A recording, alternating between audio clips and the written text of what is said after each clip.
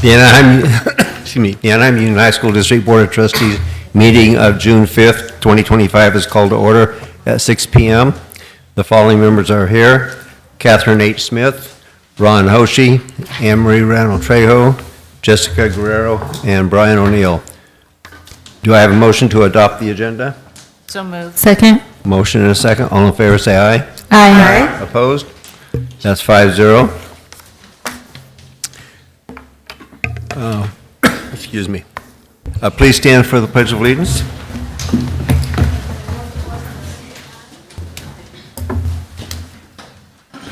Ready? Begin. I pledge allegiance to the flag of the United States of America and to the republic for which it stands, one nation, under God, indivisible, with liberty and justice for all.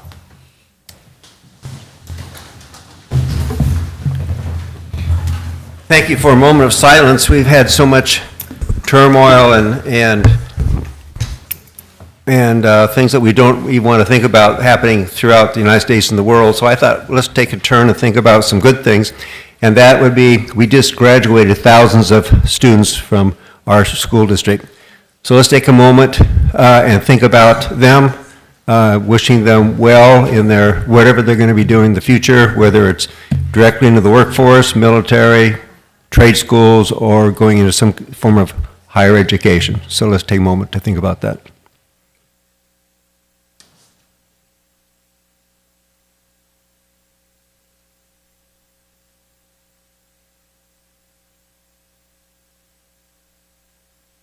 Thank you.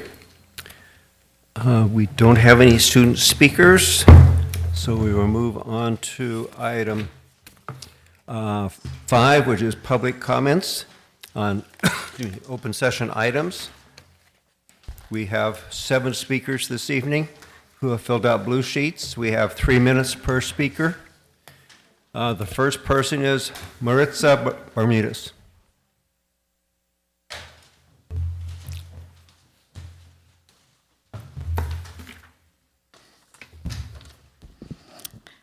Hey, good evening, Board President O'Neill, board members, Superintendent Matsuda, district staff, those present, those online. My name is Maritza Bermudez, and I am a community organizer with OCO, Orange County Congregation Community Organization.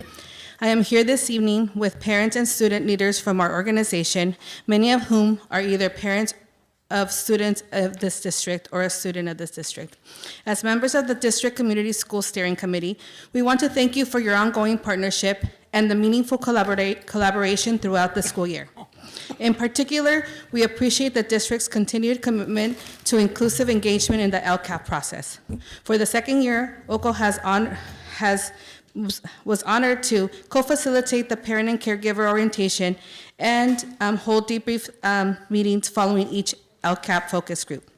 These spaces have empowered families to understand the process, uplift their lived experiences, and offer informed recommendations grounded in the real needs of their school communities. Tonight, you will hear directly from some of those parents and students whose participation was made possible through this intentional collaboration. Their voices remind us why it is so important to create welcoming, accessible spaces that encourage family and youth leadership, not just as participants, but as co-creators in shaping our schools. Additionally, I want to share that a letter will be shared with you, with the superintendent, with the board members, from our executive director, Miguel Hernandez, that it was developed in collaboration with the California Partnership for the Future of Learning's Educator Diversity Work Group. The letter includes community-informed recommendations to uplift and expand educator diversity investments in the development of the AUHSD 2025-2026 Local Control and Accountability Plan. It highlights the meaningful progress the district has already made, such as your partnership with Cal State Fullerton and initiatives like Project Icaro, and outlines concrete strategies to further support the recruitment, preparation, and retention of diverse and highly qualified educator workforce. We are also excited to be part of the Community Schools Empower Summit in Fresno next week, where we will present alongside district leadership, community partners, parents, and students to uplift and share the work AUHSD is doing through the community schools approach and its transformational impact. We are deeply grateful for your continued commitment to equity and inclusion, and we look forward to continuing and strengthening our partnership in the year ahead. As we look forward to the new school year, we are excited to keep working together to build relationship-centered, racially just community schools. Schools where every student, family, educator, and staff member truly feels that they belong. Thank you for your time and leadership and your continued commitment to listening and partnering with their families and youth. Thank you. Thank you. Next speaker, Monte Reyes.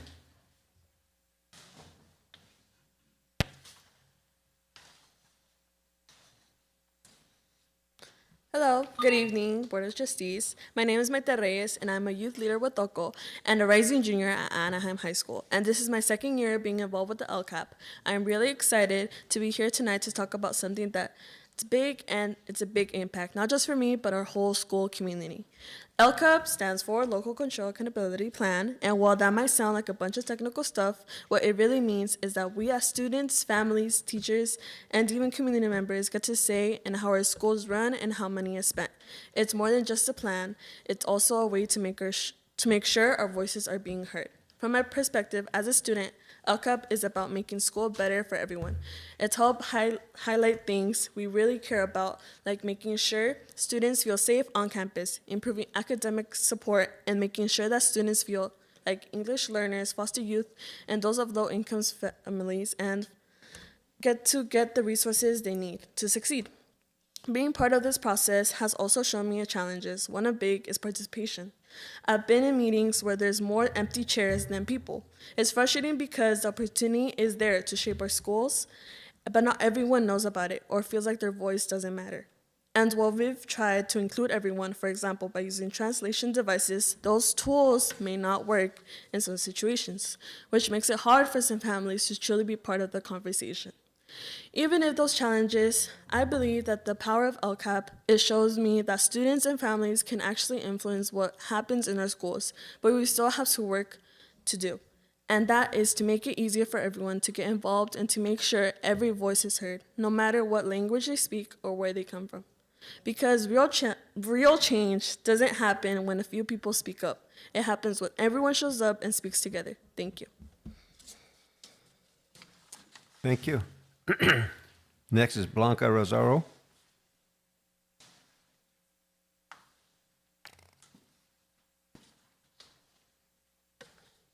Buenas tardes, mi nombre es Blanca Lascano. Soy madre de dos estudiantes, Gilbert High School y Sycamore Junior High. Este es mi segundo año participando en el proceso de LCAP. Puedo decir que este año me sentí más preparada, con mayor conocimiento y confianza. Pude conectar los datos y la información que se compartieron con los apoyos que necesitan los estudiantes, familias, maestros y personal escolar. Eso me ayudó a entender mejor el proceso y aportar con sugerencias y recomendaciones que realmente pueden marcar una diferencia. Algo que hizo una diferencia para mí fue el apoyo de OCO. Las reuniones de repaso que ofrecieron nos ayudaron a entender el lenguaje, los temas y el porqué de cada parte del proceso. Gracias a eso pude participar de manera más activa y sentir que mi tiempo en estas reuniones realmente vale la pena. Para mí, ser parte de este proceso no es solo como madre, sino también como representante de mi escuela y de mi comunidad. Muchas veces los padres somos a minoría en estos espacios, pero eso no significa que no tengamos algo que aportar, al contrario, es nuestra oportunidad para ser la voz de muchas otras familias que no siempre pueden estar presentes. Tenemos la gran ventaja de contar con el respaldo de organizaciones como OCO, que camina de la mano con el distrito y están ahí para apoyar a padres, estudiantes y cuidadores, asegurándonos de que nos sentimos bienvenidos y que nuestra voz sea tomada en cuenta en el desarrollo de un plan educativo más justo y equitativo. También agradezco que nos pusieran en grupos con personas diversas. Eso me permitió conocer nuevas perspectivas, hacer conexiones y enriquecer mi participación al entender distintos puntos de vista. Un desafío que tuvimos el año pasado fue el tema de la interpretación durante las reuniones. Lo mencionamos como una necesidad de este año y nos escucharon.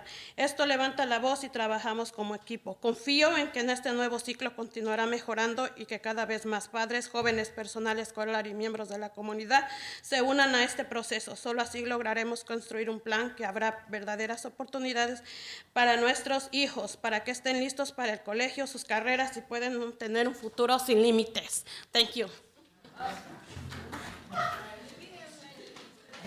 And I will translate her speech. Thank you, Maritza, for always providing the documentation for me. This is, you make my job easier. So, hello, my name is Blanca Lascano. I am the mother of two students, one at Gilbert High School and the other one at Sycamore Junior High. This is my second year participating in the LCAP process. I can honestly say that this year I felt more prepared, more knowledgeable, and more confident. I was able to connect the data and information shared to the real supports needed by students, family, teachers, and school staff. That helped me better understand the process and contribute suggestions and recommendations that can truly make a difference. One thing that made a big impact for me was the support of OCO.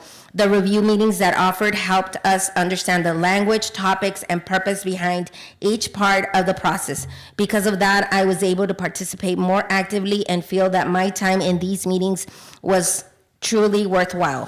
For me, being a part of this process is not only about being a parent, it is also about being a representative of my school and my community. Many times, parents are a minority in these spaces, but that doesn't mean we don't have something to contribute. On the contrary, it's our opportunity to be the voice of many other families who can't always be present. We are fortunate to have the support of organizations like OCO, who walk alongside the district and are there to support parents, students, and caregivers, ensuring that we feel welcome and that our voices are considered to be building a more just and equitable education plan. I also appreciated that we were placed in groups with diverse participants that allowed me to hear new perspectives, build connections, and enrich my participation by understanding different points of view. One challenge we had last year was the issue of interpretation during meetings. We raised it as a need, and this year we were heard. That gives us hope and shows that positive changes can happen when we raise our voices and work together as a team. I trust that this new cycle will continue to improve and that our parents, youth, staff, school staff, and community members will join this process. Only then will we be able to build a plan that offers real opportunities for our children so that they're ready for college, their careers, and a future without limits. Thank you. The next person, I can't read the first name, but it's Ariano Castro.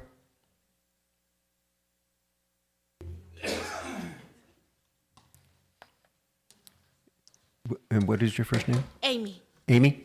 All right, thank you. Hola, buenas tardes a todos ustedes.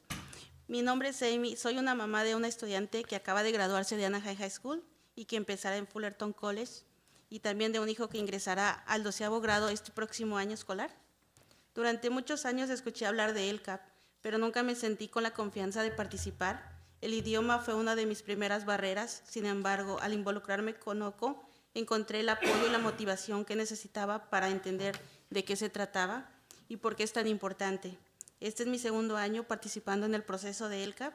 El primer año me sentí muy perdida con los términos, las abreviaturas, y muchas veces pensé en rendirme, pero gracias al acompañamiento de OCO y sus reuniones de repaso pude seguir adelante. Este año fue una experiencia muy diferente. Recibí apoyo con la interpretación y pude participar en mi mesa y expresar mis ideas y sobre todo escuchar lo que los maestros, staff y jóvenes piensan y necesitaban en sus escuelas.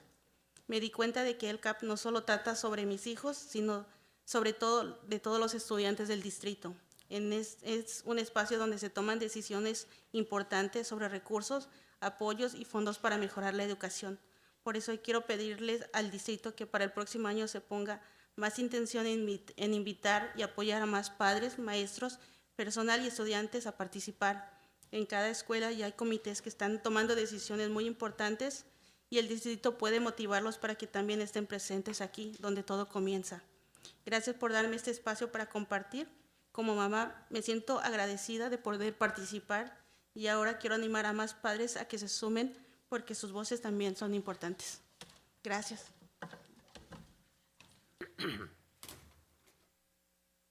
Again, I will translate for Amy, and thank you again, Maritza, for having all these documents ready for me. So, hello, good afternoon, everyone. My name is Amy. I am the mother and student of a student who just graduated Anaheim High School and will be starting at Fullerton College, as well as a son who will be entering 12th grade this coming school year. For many years, I heard about LCAP, but I never felt confident enough to participate. Language was one of my first barriers. However, once I got involved with OCO, I found the support and motivation I needed to understand what it was about and why it's so important. This is my second year participating in the LCAP process. The first year, I felt very lost with the terminology, the abbreviations, and many times I thought about giving up. But thanks to OCO's support and the review meetings, I was able to keep going. This year was a very different experience. I received interpretation support, was able to participate at my table, express my ideas, and most importantly, listen to what teachers, staff, and young people think and need in our schools. I realized that LCAP isn't just about my children. It's about all students in the district. It's a space where important decisions are made about resources, support, and funding to improve education. That's why today I want to ask the district to be more intentional next year in inviting and supporting more parents, teachers, staff, and students to take part. Every school already has committees that are making important decisions, and the district can encourage them to be present in the space where it all begins. Thank you for giving me the opportunity to share. As a mother, I feel grateful to participate, and now I want to encourage more parents to get involved because their voices matter too. Thank you. Next speaker is Diana Vega.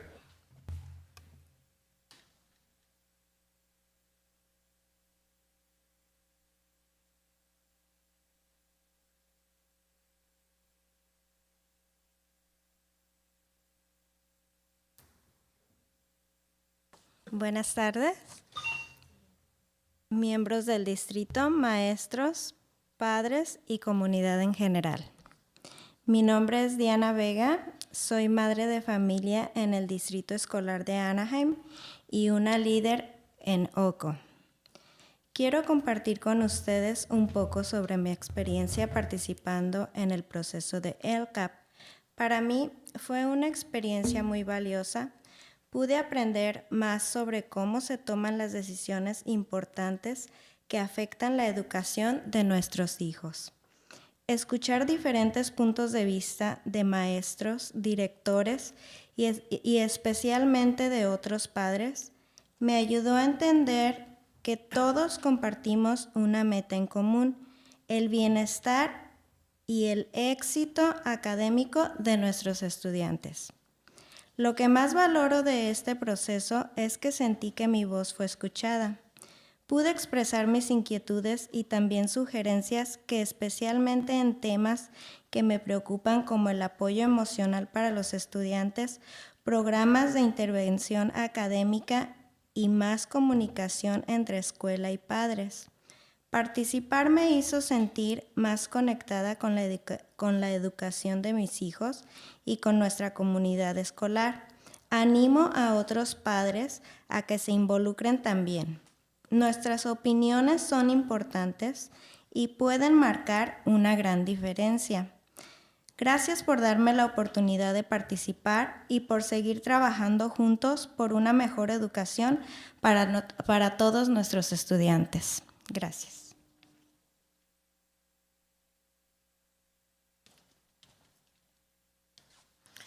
Good afternoon, district members, teachers, parents, and community members. My name is Diana Vega. I am a parent in the Anaheim School District and a parent leader with OCO. I want to share with you a little bit about my experience participating in the LCAP process.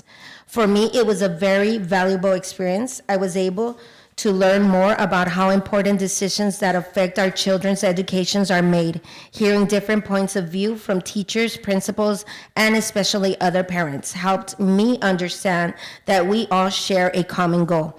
the well-being and academic success of our students. What I value most about this process is that I felt my voice was heard.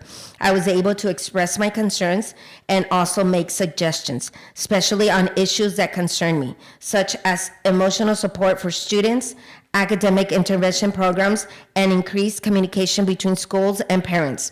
Participating made me feel more connected to my children's education and to our school community. I encourage other parents to get involved as well. Our opinions are important and can make a big difference.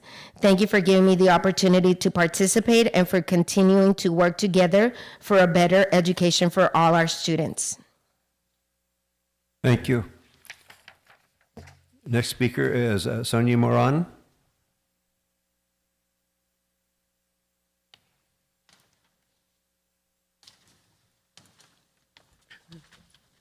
Good evening, esteemed board members and attendees. My name is Sonia, and I am a new parent, incoming 7th grade parent, and new to the AUHSD family. I am also a new parent leader with OCO and have volunteered at my children's school for over 12 years now. I have served on the school site council, the PTA, the Orange County GRIP program, as well as various other clubs and activities. I'm very excited and motivated to learn about LCAP and its role and function in our schools. I would like to learn more about how the district, together with OCO's collaboration, can help provide guidance to new parents like myself to become more involved in our children's education. I have seen a huge interest in parent involvement from an elementary level that unfortunately does not transfer over to AUHSD. Many parents have expressed feeling intimidated or overwhelmed as there is no clear direction of upcoming processes and parent engagement opportunities, thus resulting in a loss of parent involvement. My goal is to further help in retaining our elementary parents as they transition to AUHSD by creating a bridge program between the elementary school districts and key AUHSD administrators. Having a cross-functional team that includes AUHSD administrators, community partners like OCO, and well-informed and eager parent teams are crucial to the development of our schools and community. Therefore, esteemed board members, I ask for your guidance and support in helping us create this vital initiative. Finally, I would like to end with a positive quote I heard of recently. We rise by lifting others. Our community is only as strong as its foundation. With the help of our school district and community partners like OCO, we can be that strong foundation that our community deserves. Together, we can accomplish anything. Thank you in advance for your time, your consideration, and your timely response. Thank you. The next speaker is Maria Gonzalez.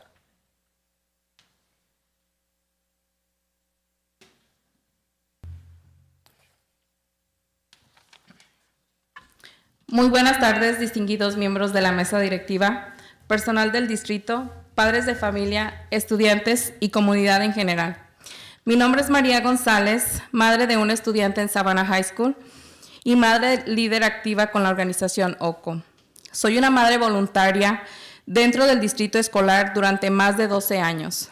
A lo largo de este tiempo, he tenido el privilegio de participar en diversos comités y espacios en la toma de decisiones, como lo son PTA, PLA, ELAC, DLAC, solo por mencionar algunos. Y actualmente también tengo el honor de servir como madre embajadora en Savannah High School. Sin embargo, no fue sino hasta recientemente que se me brindó la oportunidad de formar parte del proceso del LCAP, Plan de Control Local y Rendición de Cuentas. Este es mi segundo año participando activamente en cada una de sus etapas y puedo decir que ha sido una experiencia profundamente enriquecedora.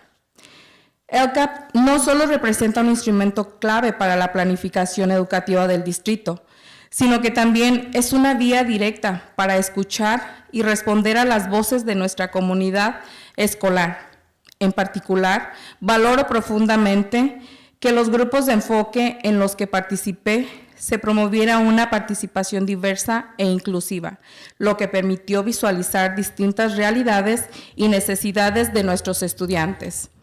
Quisiera agradecer sinceramente al distrito por haber garantizado fundamentalmente que fue Quisiera agradecer sinceramente al distrito por haber garantizado el acceso a la interpretación durante todo el proceso. Fue un recurso fundamental que permitió a muchos padres participar con confianza en igualdad de condiciones. Este tipo de acciones construyen puentes entre la familia y el sistema educativo y fortalecen el sentido de pertenencia. ¿Puedo terminar? Can I done? Okay. Participar en el ELCAP ha ampliado mi visión como madre. Hoy comprendo aún más la importancia de involucrarse, no solo en beneficio de mis propios hijos, sino de toda la comunidad estudiantil, para asegurar que cada alumno reciba una educación digna e inclusiva con oportunidades reales de desarrollo.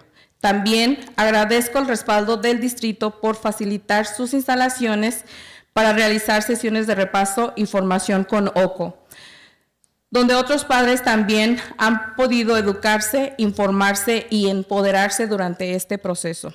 Para el próximo ciclo escolar, los invito a que sigamos fortaleciendo este puente entre el distrito y las familias. Su apoyo será clave para que más padres se sumen, para que más voces sean escuchadas y para que juntos podamos construir un sistema educativo más justo, más participativo y verdaderamente enfocado en el bienestar de todos nuestros estudiantes.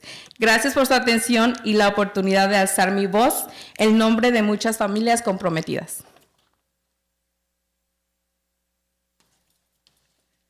Good afternoon, distinguished board members, district staff, parents, students, and members of the community. My name is Maria Gonzalez, mother of a student at Savannah High School and an active parent leader with the organization OCO. I have been a parent volunteer in the school district for over 12 years. During this time, I've had the privilege of participating in various committees and decision-making spaces such as PTA, PLA, ELAC, and DLAC. I also currently have the honor of serving as a parent ambassador at Savannah. However, it wasn't until recently that I was given the opportunity to take part in the LCAP Local Control Accountability Plan process. This is my second year actively participating in each of its stages, and I can say it has been an incredibly enriching experience. The LCAP is not only a key tool for the district's educational planning, it's also a direct avenue for listening to and responding to the voices of our community, our school communities. I especially value that the focus groups I participated in promoted diverse and inclusive participation, which helped highlight and differentiate realities and needs of our students. I sincerely thank the district for ensuring access to interpretation services throughout the process. This was a crucial resource that allowed many parents to participate confidently and on an equal footing. Actions like these build bridges between families and the education system, and they strengthen our sense of belonging. Participating in the LCAP has broadened my perspective as a parent.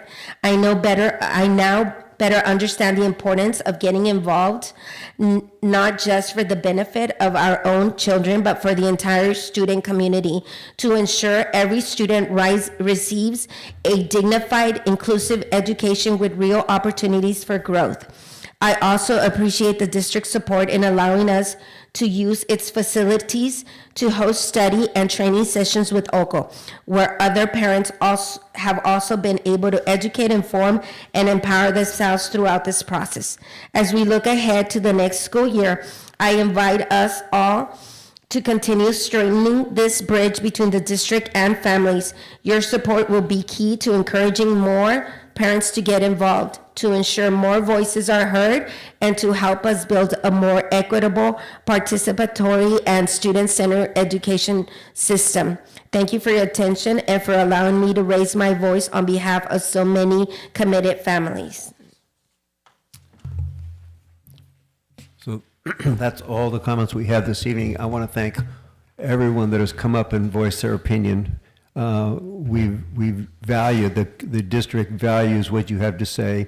I know the Ed Division listened to what you said, your accolades, but your criticism, if you want to call it criticism, of more things that we need to do in the future.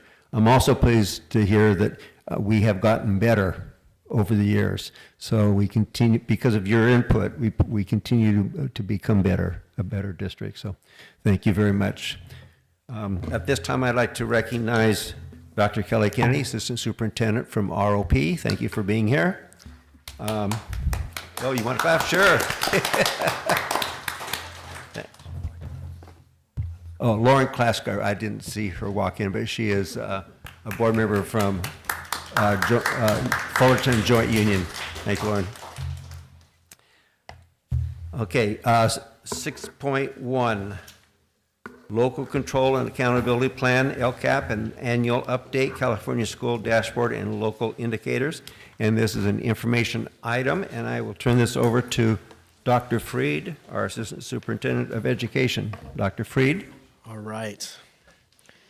Thank you, Board President O'Neill, and again, good evening, members of our board, Mr. Matsuda, and our cabinet, and of course, our families, friends, parents, caregivers, and colleagues, both here in person and watching online. It gives me great honor and privilege for our team to come up tonight and share the great work as it relates to our annual presentation on our local indicators and our LCAP, or Local Control Accountability Plan process. With me sharing in this work as a part of the presentation tonight will not only be myself, but will be Amy Kwan, who's going to share in the work with our local indicators, our Director of Instructional Program, or Innovative Programs and Instructional Systems. So it's a handful, right, that title. We also have Mr. Saldivar, our Executive Director of Educational Services, and of course we have Dr. Seema Sidhu, our Director of Learning and Development. Before I begin the presentation, if I could ask respectfully to hold questions till the end, just because I do think we'll cover a lot of information that may answer some of the questions you have, and of course, if not at the very end, we'll be happy to entertain any questions you may have. All right, so moving forward, I want to just remind the board of the purpose of this presentation.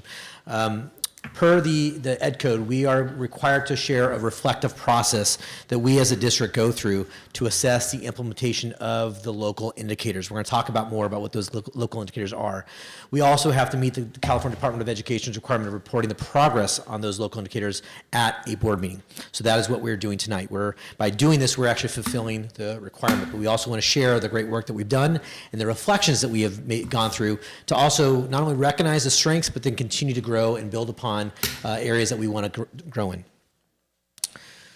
The California Accountability System is a reminder, the dashboard, right? It's a little different than what we used to do back in the day. You may recall we used to have a dashboard that was measured on a single score, like it was the API, the Academic Performance Indicator, or the AYP, the Annual Yearly Progress. Those scores were a single score that often compared a school or even a district with other schools and other districts, when it really wasn't always comparing the apples to apples. It was different demographics, different circumstances based on what the school was working through. This is a multiple measured process, which we really do like. It also measures continuous improvement. And that's a significant thing. It allows a school and or a district to compare itself with itself in terms of how it's doing each year. And that's something that we find to be pretty significant. It also focuses on the equity of all different student groups. As you know, in our LCAP process, which you'll hear about momentarily, is we go not only looking at what we can do to support all of our students, but we also go specific and more targeted with specific student groups, like our plurilingual or English learner student group, our students with disabilities, our foster youth, low income. These are the student groups that we want to make sure that we're doing specific actionable items to support and enhance their growth, and this is through the lens of equity. It's also important to note that what Ms. Kwan and I are going to be sharing with the local indicators plays an integral role in the way that it supports and feeds into our LCAP process. So you're going to see they are both super connected and integrated to one another. And lastly, it measures the progress on our state priorities. As Mr. Saldivar and Dr. Sidhu talk about the LCAP process and the different priorities, you're going to see how the local indicators in this process deeply connects to that work. I'm going to turn over to Amy Kwan, who's going to talk a little more specifically about the school dashboard. Good evening, everyone. So the California dashboard reports out on 11 indicators to measure performance. 6 of those indicators are reported by the state, and it uses the data reporting system called CalPADS. Those indicators include a college and career readiness indicator, also known as CCI, which give our graduates an indicator of prepared, approaching prepared, or not prepared. And that indicator is determined by a combination of SBAC scores, A through G, AP or IB testing performance, dual enrollment completion, CTE, SEAL career technical education, pathway completion, seal of biliteracy, or military science, and in our district, that would be our JROTC program. And there are 8 ways for a student to be deemed prepared according to the CCI. The other indicators that the state reports out on are graduation rates, SBAC scores, which is its own indicator in addition to the CCI, English learner progress, which is comprised of student performance on the LPAC test and reclassification rates, chronic absenteeism, and suspension rates. So those are the 6 that the state will report out on. But tonight, we get to report out on the 5 local indicators. And those local indicators are evaluated through a rubric and self-assessment system and a narrative that is submitted to the state. Those 5 indicators include basic conditions, implementation of academic standards, parent engagement, school climate, and access to a broad course of study. So before we move into each local indicator, we wanted to share with you how it is visualized on the dashboard. So the state indicators is visualized by this 5-color gauge system. There are 5 different performance levels that start and begin with red as being low, all the way up to blue being the highest performance level. And as Dr. Freed mentioned, the state of California has moved into a continuous improvement type of metric system. And so these indicators of red, orange, yellow, green, and blue are a combination of 2 performance scores, the status and the growth measure of how a school or district meets one of the 6 state indicators. And the growth measure is determined by whether or not you improved, declined, or maintained.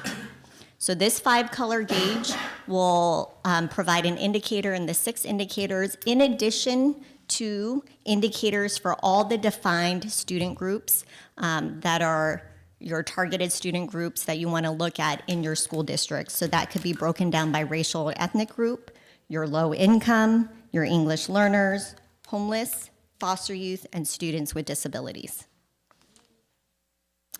The way our local measures are visualized on the dashboard is actually just a simple met or not met. However, tonight is our opportunity to publicly report out the narrative around our local measures. The local indicators are an opportunity for our district to report out their efforts on all of the things that are not easily measured through standardized testing or assessment, but the state and we agree are still essential to student success. So the local indicators are aligned to the local control funding formula, which you'll learn a little bit more later in the presentation, in those 5 areas of basic conditions at school, which is a district's obligation to show if teachers are appropriately placed, that our buildings are safe and clean, and that our instructional materials are available to all students. The next one is the implementation of academic standards, which is the district's obligation of how well the district is implementing the academic standards such as Common Core, NGSS, ELD, literacy standards, and those are measured by evidence of professional learning provided to our teachers and administrators and plans for continued support and implementation. Our local indicator also includes school climate surveys and school students' perception of safety and connectedness to school. In our district, we use the Healthy Kids survey, the California Healthy Kids survey, and our also locally administered LCAP survey. Our next local indicator is also parent involvement and family engagement, which is how a district involves families in decision-making and also builds partnership with our families and our community. And the last one is access to a broad course of study, which is our district's commitment to ensuring that our unduplicated students or our targeted students and all students have access to a well-rounded curriculum. And at this time, I'd like to actually recognize and thank all of the departments that supported our district being able to submit our narrative to our local indicators. It truly is a district-wide effort. It starts with Eric Greenwood and Dr. Seema Sidhu, our business department and our HR department to help us meet our basic conditions. Also, Dr. Adam Hernandez and Dr. Adela Cruz to ensure that we meet our safety and school climate. Carlos Hernandez and his team to ensure that we meet our family and community engagement obligations. Diana Fujimoto and her team to ensure that we meet our implementation of the state standards, and Amanda Bean and her team to make sure that, to ensure that we meet access to a broad course of study. And so truly you see tonight, while only a few of us are presenting, it is a district-wide effort. Now I'll pass it back on to Dr. Freed to go into our first local indicator. Thank you, Amy. Right, so the first local indicator we're going to focus on is the basic services. So in the basic services, the priority, it connects to are our teachers appropriately assigned?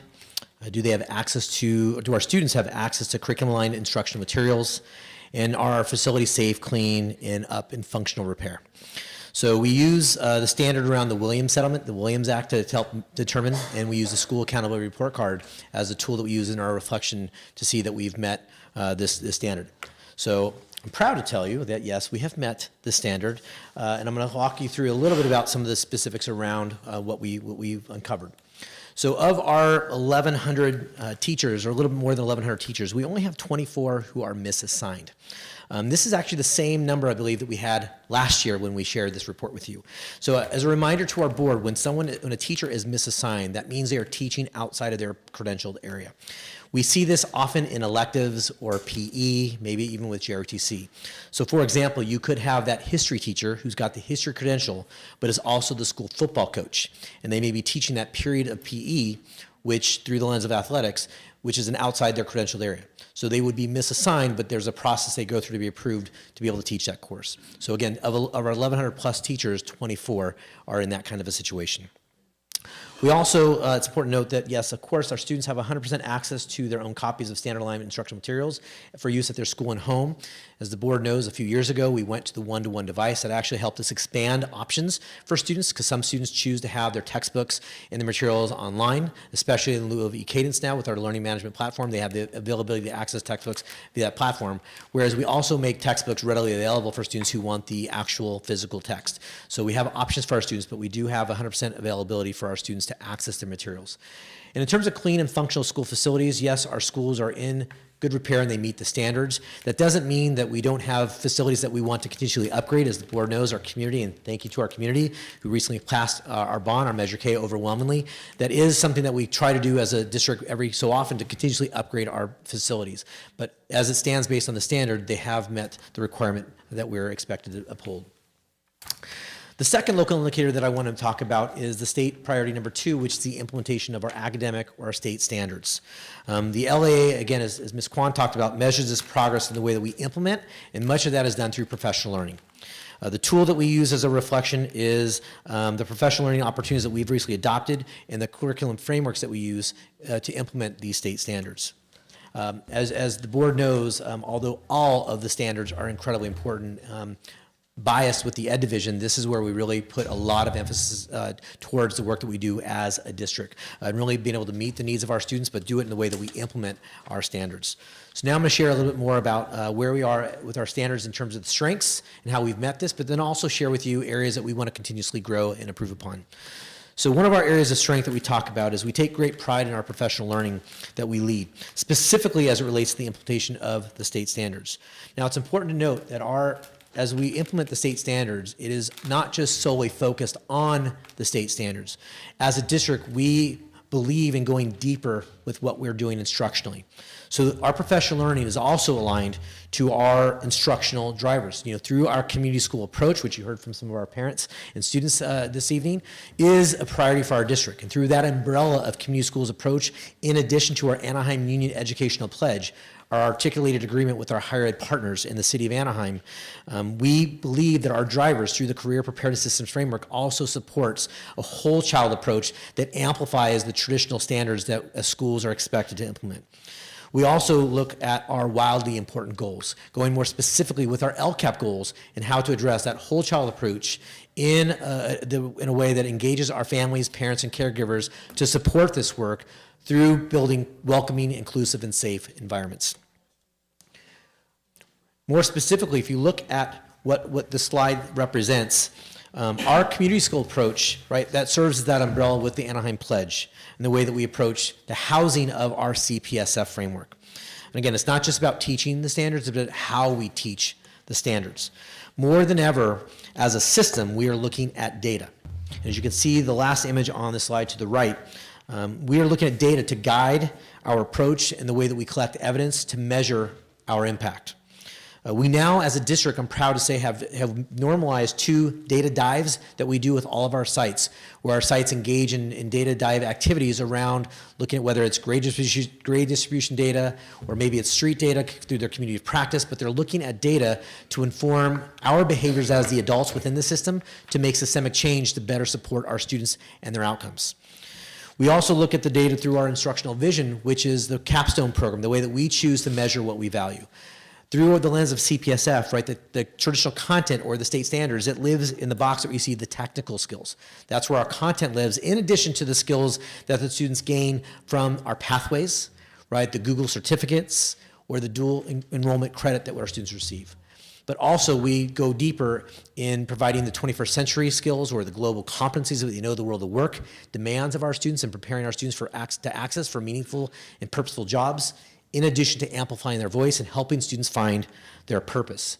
This is all aligned to our LCAP goals and the wildly important goals that we're focused on. Now, when teaching these standards, we're proud that we couple this with, again, that whole child approach. Now, this intentional approach to instruction in our district leads to what we call transcendent thinking.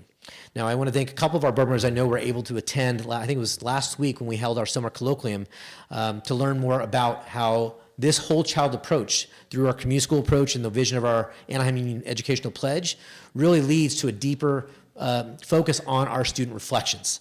And then taking their work that they're doing and engaging in our capstone program and the performance task assessments that our amazing teachers are building and leading with our students, it allows them to go deeper to make connections to what they're learning in the classroom at that moment, or what they're reflecting upon, to see how it can transcend and be applied in settings outside of the classroom. So the learning becomes owned. I think about me when I was a student in college and I would cram for that exam. I may know the material when I take the exam, but then 2 or 3 weeks later, I may have forgotten a lot of it. But when we go through this reflection on what we're learning, and we let students really cement and learn and think critically about what they're learning and how it applies to them, that transcendent thinking allows them to take that content and those experiences and the skills that they're developing to apply it to other settings. And at the end of the day, that is what we're after when we think about our purpose for education, is to apply what they're learning and allow them to be able to use it in other settings across their life. The systems of support that we have in place is also a strength for our district. Right? We're thinking about how we build intentional systems and structures and supports and teams to allow this to become real. So we're proud of the systems work we've done. And again, this is one of our core values. We talk about systems, not silos. Right? This graph illustrates the intentional work being done to support our colleagues, teams, and sites. Now, a few changes that we've made this past couple of years to implement our state standards is now we have district-wide department chair meetings led by Diana Fujimoto and our amazing curriculum specialists. They work intentionally with our department chairs, our leaders across the district, to engage and implement our state standards. This is part of the professional learning that we engage in on our late start Thursdays, in addition to the work that we do during our Ed Summit, which is typically in October, and the staff professional learning day that we hold in January. Also this year, in our wonderful partnership with ASTA, our teacher union, we have now built into the contract where every 5 years we refly the department chair positions. Unless a department chair was hired a year or two before, they get to keep it for 5-year terms. But this year was the first year since that agreement where we reflew the department chair positions. So although we have a number of department chairs who are going to continue to serve in that role because they're doing a wonderful job, we also have a number of new department chairs who've been brought in who want to share in that work. And so our curriculum specialists, along with Diana Fujimoto, have led a department chair onboarding that we're doing with them to support them in this work in the way that they lead and support their colleagues, but also in building capacity in the way that's aligned to the drivers that I just mentioned. We also believe in the work that we're going to be doing next month at our annual Leadership Advance.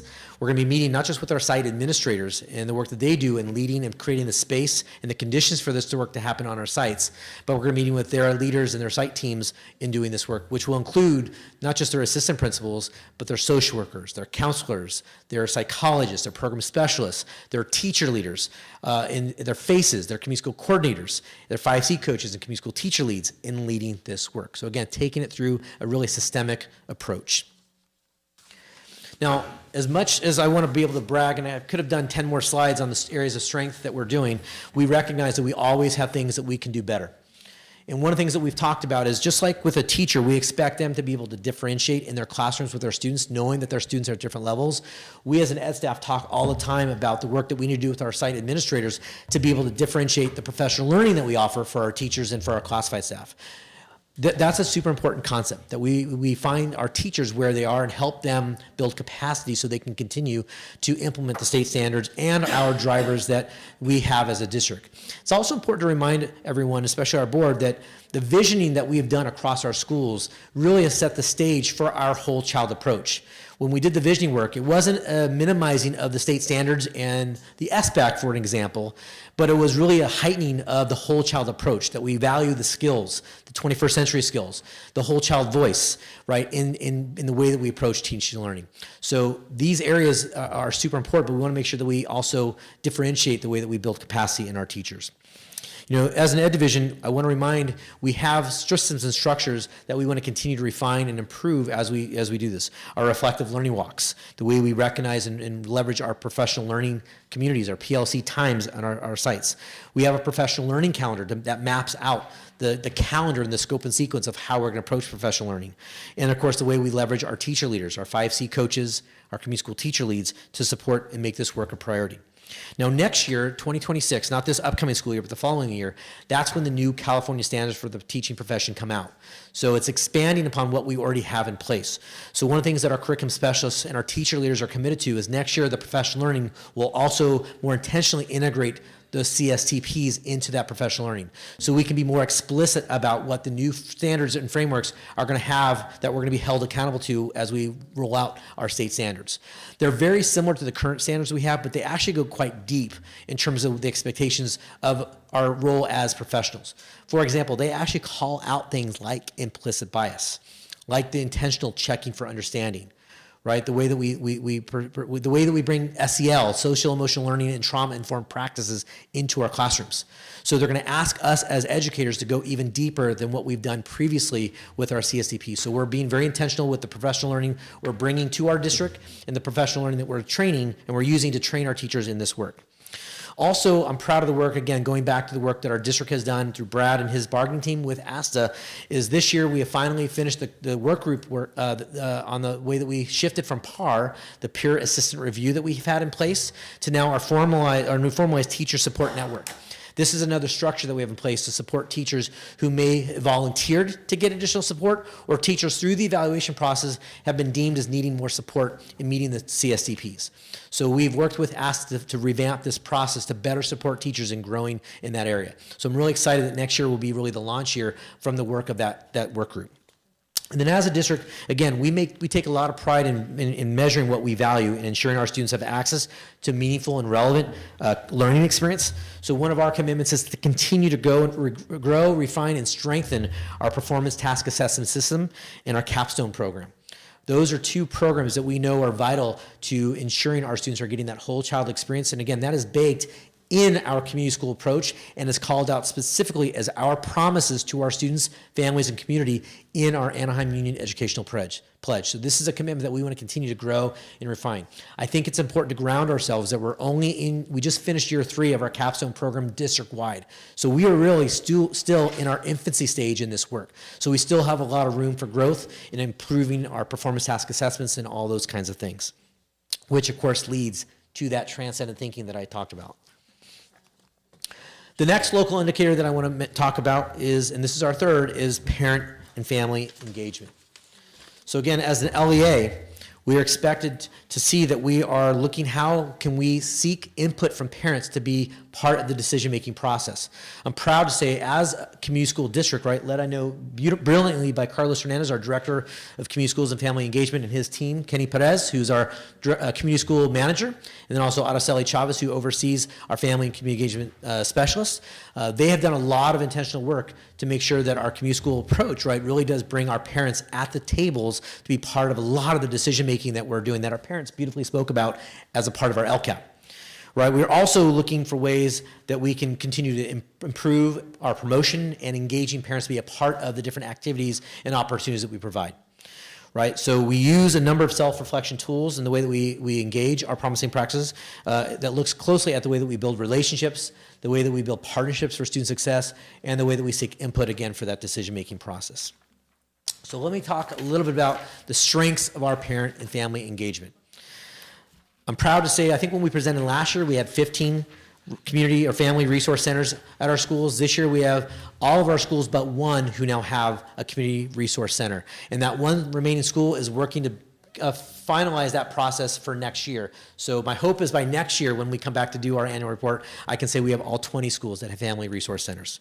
We look at the way that we service and program that we implement based on individual site needs and assets. As you know, we do site asset mapping to look at the needs and assets of our community, and so we try to differentiate, just like we want to do with our teachers, we try to differentiate the supports that we have in place for our families and our communities at the sites. We talk about the work, and we try as a district very hard to make sure that the work we're doing with our parent engagement is always focused on the lens of asset. We want to make sure that it's very asset-based and never deficit-based in the way that we do our family and community engagement. We have structures in place that we're proud of in the way that we engage our families and build capacity in them to support and truly be authentic partners in this work. Some of those that we mentioned are our parent learning walks, our parent leadership academies, our family education series that creates culturally responsive environments, right, that build upon those assets that I just spoke about. Again, it allows our parents to be more connected to the teaching and learning that are happening in the classrooms. We also have done a lot of work to increase the opportunities for parents to actively participate in those decision-making bodies. Not just the traditional school site councils that we've had for years, but the way that now all of our schools are building out those community site steering committees, right, in addition to other opportunities where we bring parents to the table to be part of discussions, modeled beautifully in our LCAP process. I'm also proud that this year we've really come to fruition where we finished our first pilot program where we actually had, it was in the 20s, parents who completed a Google certificate. As you know, we've embedded Google certificates into our classrooms where they can earn Google certificates, which is seen as the equivalent of like a bachelor's degree for a lot of our Fortune 500, Fortune 1000 companies. We are now creating those same experiences for our families and for our parents. And so we've actually hired one of our graduates who earned a Google certificate to come back and be a tutor for our parents as they were engaging in this work. So I'm really excited. I call this a strength, but you're also going to see me later talk about that as an area of growth because it was our pilot program. We know we have more than 20 plus parents, so we want to see how we can expand those opportunities. And then lastly, I'm really proud of our district that we are always thinking proactively, but we're also quick to respond and be nimble to best support our parents. And the perfect example were the Know Your Rights forums that we held this year. With everything happening at the federal level and the anxiety that so many of our families and parents were facing, we, on a quick dime, were able to shift and work with so many of our amazing community partners to host Know Your Right forums with our families, both in person and virtually. So we were able to equip and empower our families so they knew what to do if they found themselves in a situation that was potentially troubling based on what was happening at the federal level. Now, with those strengths, we also know that we have areas of growth and next steps. So I want to talk a little bit about what that looks like. So first, as we think about the way that we build relationships between schools, staff, and families, there is a recognition, and I know Carlos reminds us all the time, that family and community engagement is not just the role of our faces.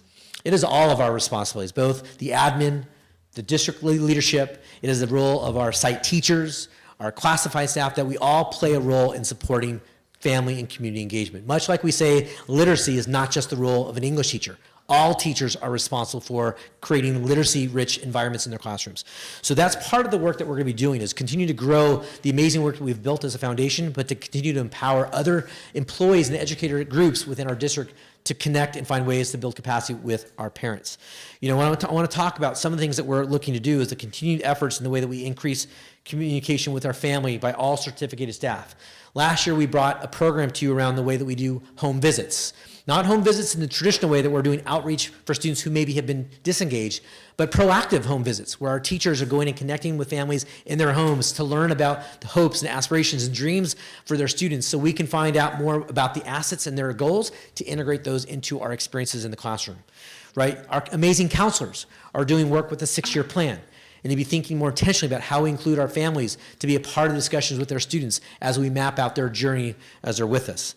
Thinking about the way that we do our phone calls and our work with e-cadence, right? Our way that we use our parent square messaging to more effectively engage with our families.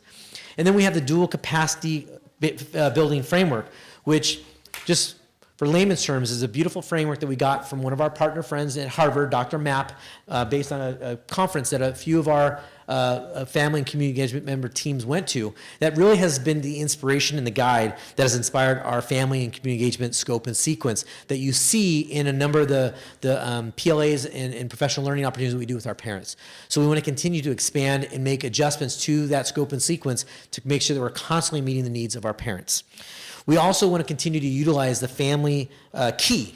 So parents get a badge when they come as a member of our district. So one of our newest parents who spoke earlier, that's going to be a part of our newest member to our family, they're going to get a badge, right, that's going to have a barcode. And that is what we use when they go to different events. So we can not only track and monitor their engagement, but our goal is then to connect it to a cadence. So now we can correlate parent engagement with student outcomes, right? We also want to build capacity in that area where we can begin to identify parent leaders. You know, I was thinking up there as one of the parents was challenging us to find that bridge program with our local elementary school districts. You know, we have a link crew that we do at our high schools where our older students provide a natural bridge to support our younger students in that transition to high school. We should be thinking about how we can leverage our parent identity, our parent leaders, and how we can bridge that gap as well. Not saying that it's not all on them. We also need to be thinking about, as district staff and as site administration, how we can continue to build relationships with our feeder elementaries so that handoff is very seamless and very, very smooth. But I was just thinking about ways that we can also engage our parent leaders to be a part of that process, because many of our parents likely have relationships with those other parents because they have siblings still in the elementary school, so that we want to leverage that partnership to continue to grow. So that's why we've already proactively identified that as an area of growth for us to continue expanding upon. And then lastly, we want to think about how we can use this work to really support and enhance parents in the way that they support us with decision making.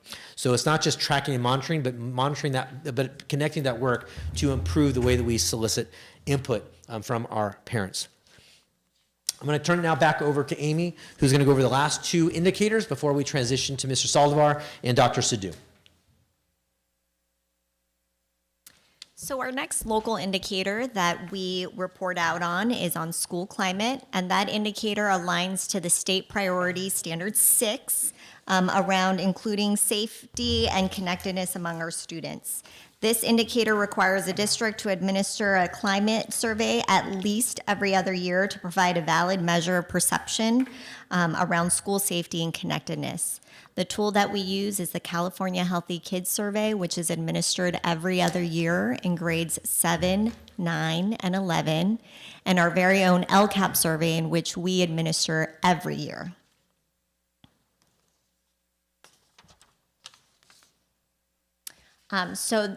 We're proud to report that we met this local indicator, and the evidence that we used to report meeting this indicator was our LCAP survey.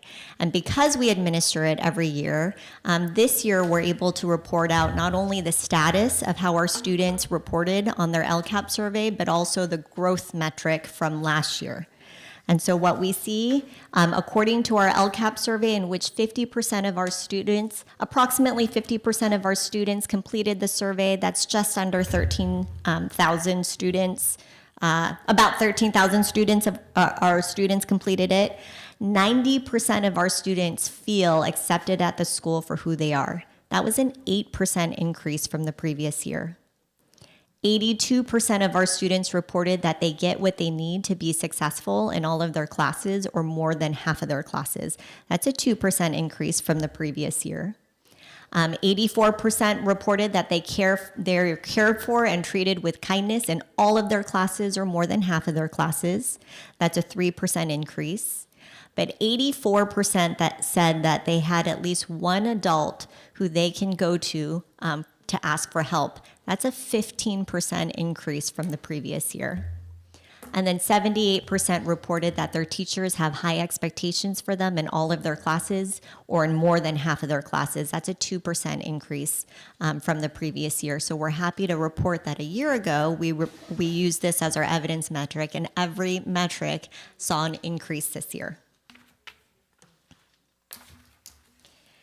Now, we're proud of those metrics. We wanted to share with you some of the efforts that we believe that contributed to us achieving these metrics. We have several efforts. One of them we attribute is to our Student Ambassador Program and the RSVP Summits that are held across all of our campuses multiple times a year. So now I'd like to recognize Jennifer Brown, Hilda Vasquez, and Melissa Naldine, our administrators who support our student ambassadors in executing that school-wide effort to engage our students and uplift their voices. We also have our civic engagement efforts to encourage student voice and purpose. As a California Democracy District, and all of our schools are recognized as California Democracy Schools, each school has a sustainability plan in which they need to meet in order to maintain their California democracy status, and that's a commitment to ensure that their students are engaging in a civic action project each year. Our next effort is our first best instruction and the addition of street data, which is the district's philosophy in ensuring that our staff know our students by name, need, asset, and story, but also the addition of the community of practice in engaging street data, which is the intentional the intentional targeting of students at the margins to understand what their mindset and perceptions and experiences are, so that that data can go back and feed our schools towards systems change to change the way we do business to ensure that education is working for our students and not the other way around. Another effort is our district-wide effort in capturing kids' hearts. We have all but one school left to train all of our staff members in Capturing Kids' Hearts. And Capturing Kids' Hearts is a nationally recognized professional development program that trains our educators in building strong, trusting relationships with students as a foundation for academic and behavioral success. We also have a robust partnership with Groundswell in supporting restorative practices on our campuses, which is building systems that are relationship-based in order to build community in the way we discipline and or engage our students in a number of ways. We also have Neutral Ground, who presented to our board earlier this year, our robust partnership with Neutral Ground, who focuses on high-risk students influenced by negative social groups. And we were able to learn about the impact of Neutral Ground at many of our campuses earlier this year. And lastly, our investment and commitment to staff 3 additional itinerant campus safety aides in our district that are housed at our campuses and then moved throughout the year based on need, and also the commitment to a lead campus safety aide at the district to support the capacity of all of our campus safety aides who are supporting our schools. And the last local indicator that we like to report on is course access. And this indicator aligns to the state priority 7, which shows that students have access to and are enrolled in a broad course of study. This indicator is the district's measure in equity in course access by tracking data and identifying barriers and implementing improved practices to ensure students have access to all of the courses available. The tool that we use to ensure this is we look at longitudinal reports in A through G. rates and graduation rates to ensure that our students are enrolled in the correct courses and also supported to achieve. Also in CTE, or Career Technical Education Pathways, world language courses, visual and performing arts courses and programs, and in PE and PE electives. The tool we also use is a district-wide effort to do transcript audits and IEP audits to ensure that students are in the right course and match the student's IEP and/or 6-year plan or goals toward graduation and or A through G and A through G readiness. And we've actually rebranded that process to be our equity audit now. And of course, lastly is our English Learner Task Force, Students with Disabilities Task Force, Foster Youth and McKinney-Vento Task Force, which this year we combined all of them in a joint effort to ensure all students represented in those task force are monitored and have access to and are achieving through their coursework. Of course, we have reported that we've met this local indicator. Our areas of strength is our continued growth and increase in our A through G rates. This year we are enjoying a 54.4% A through G rate. We also measure this through our career technical education pathways. We are enjoying a 42% of our students, of our graduates, complete a CTE pathway as they leave us. That's well above the state average. We believe it's because we offer robust CTE programming across our district and in all of our campuses. We offer 12 officially recognized industry pathways. We also offer a wide range of world language courses, including 8 languages that include, I'm gonna look at my notes here. I think I missed it, so I'm gonna do it from memory. Spanish, Korean, Vietnamese, Japanese, Arabic, American Sign Language, and French. Thank you. Which we also include in our heritage language and of course our dual immersion programs. Our visual and performing arts program, we have intentionally aligned our junior high offerings to matriculate up to our high school offerings. With the support of Prop 28, we've been able to hire over 200 part-time classified employees as arts assistants to support in the in-depth and specialized instruction in our VAPA programs, including additional certificated staff to support our VAPA programs and $1.1 million dedicated to additional supplies, materials, and professional learning to our teachers to support, retain, and attract our students to taking VAPA courses. Lastly, we have a broad set of dual enrollment courses. With the support of an additional grant to support dual enrollment and the expansion, we, this year, in the first semester, already saw 80% of students completing dual enrollment compared to the year before in just one semester. So we don't quite have the data yet for second semester, but we are predicting a large increase in dual enrollment completion district-wide, including in the first semester, a 50.8% increase in English learners completing dual enrollment. And so our areas of growth and next steps and strengths for our district meeting this local indicator is the successful completion of the 6-year plan and e-cadence. So the 6-year plan is an opportunity to help our students curate 6 years that they're here at AUHSD, not only their coursework, but also their experiences that meet the individual students' strengths, interests, and aspirations. So if a student wants to go to a specific college in a specific major with a specific focus, their 6-year plan is meant to help curate and get the student there.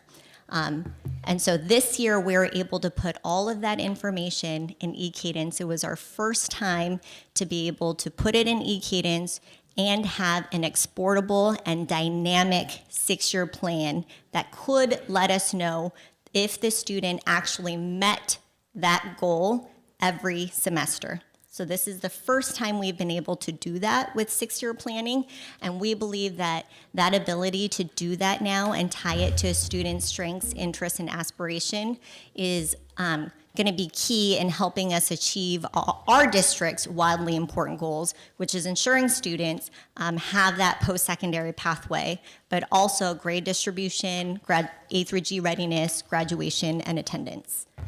Our area of growth is building a strategic system that when we get that indicator that a student may have gone off track in their 6-year plan, how will we intervene at that point then? And also having the opportunity for students to have in their schedule the ability to be A through G, CTE, seal of biliteracy, and dual enrollment. So there's 2 profiles in which this is particularly evident is the student who wants it all. We have such amazing course offerings, and sometimes we have students that want it all, but limited number of classes. So being able to build that out so students really truly can take the full broad course of study to meet their strengths, interests, and aspirations. But also sometimes it's students who have remediation, and so there's limitations in their schedules.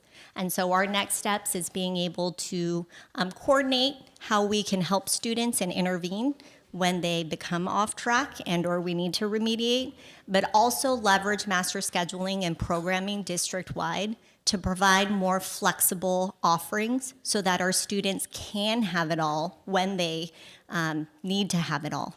And so that's also corroborated by our community in later, which you'll see was one of the recommended draft actions items by the community members to continue to have those flexible offerings. So now I'd like to, that concludes the local indicators portion of tonight's presentation. I'd like to introduce our executive director, Robert Saldivar.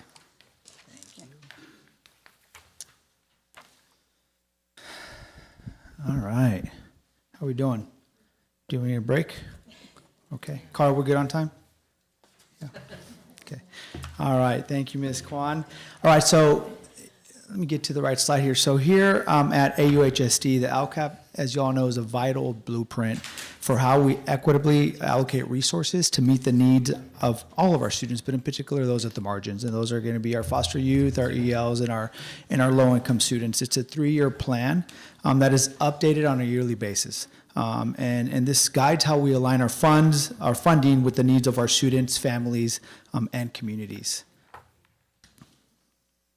This next slide provides a snapshot of our local funding formula, and what it is basically, it provides, the way it's funded is it provides us funding based on student enrollment tied to ADA. Along with that, it includes a grade level adjustment at different points in a student's educational pathway. And as a district, we also receive SNC funding, which is our supplemental funding and concentration grants that are tied to our foster youth, our ELs, and our low-income students. With these funds, what we obviously our goal is to close the opportunity and outcome gaps between our student groups. These funds also help to align resources with student and community needs, improve services for our low-income students, our foster youth, our English language learners, or as we refer to them as our plurilingual learners, and they also address all 8 of our straight priorities, which I'm going to go over in a second here. Some of those resources and services, as you guys review the LCAP, they range, and again, they're tied to the 3 goals, our LCAP goals that I'll go over momentarily as well. But they could range from academic services and resources like Puente and AVID to those that are tied more to social emotional needs, like as you heard earlier, our neutral ground, social workers, counselors, and things like that. Okay. Here are, this slide here is provides a snapshot of our 8 state priorities. Our 8 state priorities, as you can see, cover everything from academic achievement and student engagement to parent involvement in school climate. Tonight's recommendation that you'll be introduced to momentarily will be around these 8 state priorities. So you should see the connections between the recommendations and the 8 state priorities. I'd like to provide now an overview of our LCAP process. As a district, as you all know, we take great pride in providing our AUHSD community with an authentic and engaging experience when it comes to our LCAP process. At the center of this process is our commitment to, as Dr. Freed and Ms. Amy Kwan mentioned earlier, our whole child approach, our whole child education. With the voices of our students, our families, our educators, and our partners becoming integral and helping to shape the priorities of the LCAP. However, we always start and begin with our 3 goals at the center of our work, of this very important work. These goals are directly tied to the 8 state priorities that I introduced earlier. Also aligned with our district vision, mission, core values, and grounded in our whole child and community schools approach. As you review each goal, I hope what resonates with you is the connection to the 8 state priorities, the connection to our district vision, mission, and core values, and the connection to our whole child and community schools approach.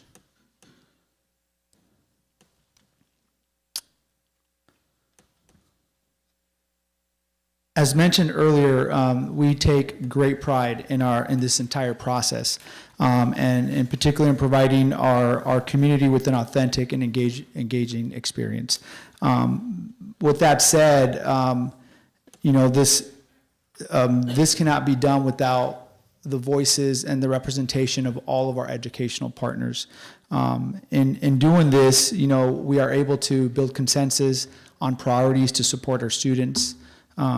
We are able to provide or guide it helps to guide the recommendations and actions of our district priorities with the involvement of all of our educational partners. And we always want to remind ourselves that these recommendations are separate from negotiations and the bargaining process. Here's a timeline that captures the months that we begin to what we call our LCAP season. This timeline reflects over 6 months of planning and collaboration, starting with our student and parent LCAP introduction workshops. I would like to highlight that our student LCAP introduction workshop is facilitated by our very own student ambassadors, which are led by Ms. Hilda Vasquez, our principal of CVA, Ms. Jennifer Brown, our principal at Cypress, and Dr. Nadine, who's an assistant principal at Catella. As you can see there, they start in late January, is what kicks off our LCAP season. We also have our parent LCAP introduction workshop around the same time, typically on the same evening or a day apart. And this workshop is facilitated by one of our very own community partners, OCO, as you heard from them earlier. And this is led by Miguel Hernandez, the executive director of OCO, and also Maritza Bermudez, who's here in attendance, who's a community organizer for OCO, along with a lot of our parent leaders who are also here in attendance.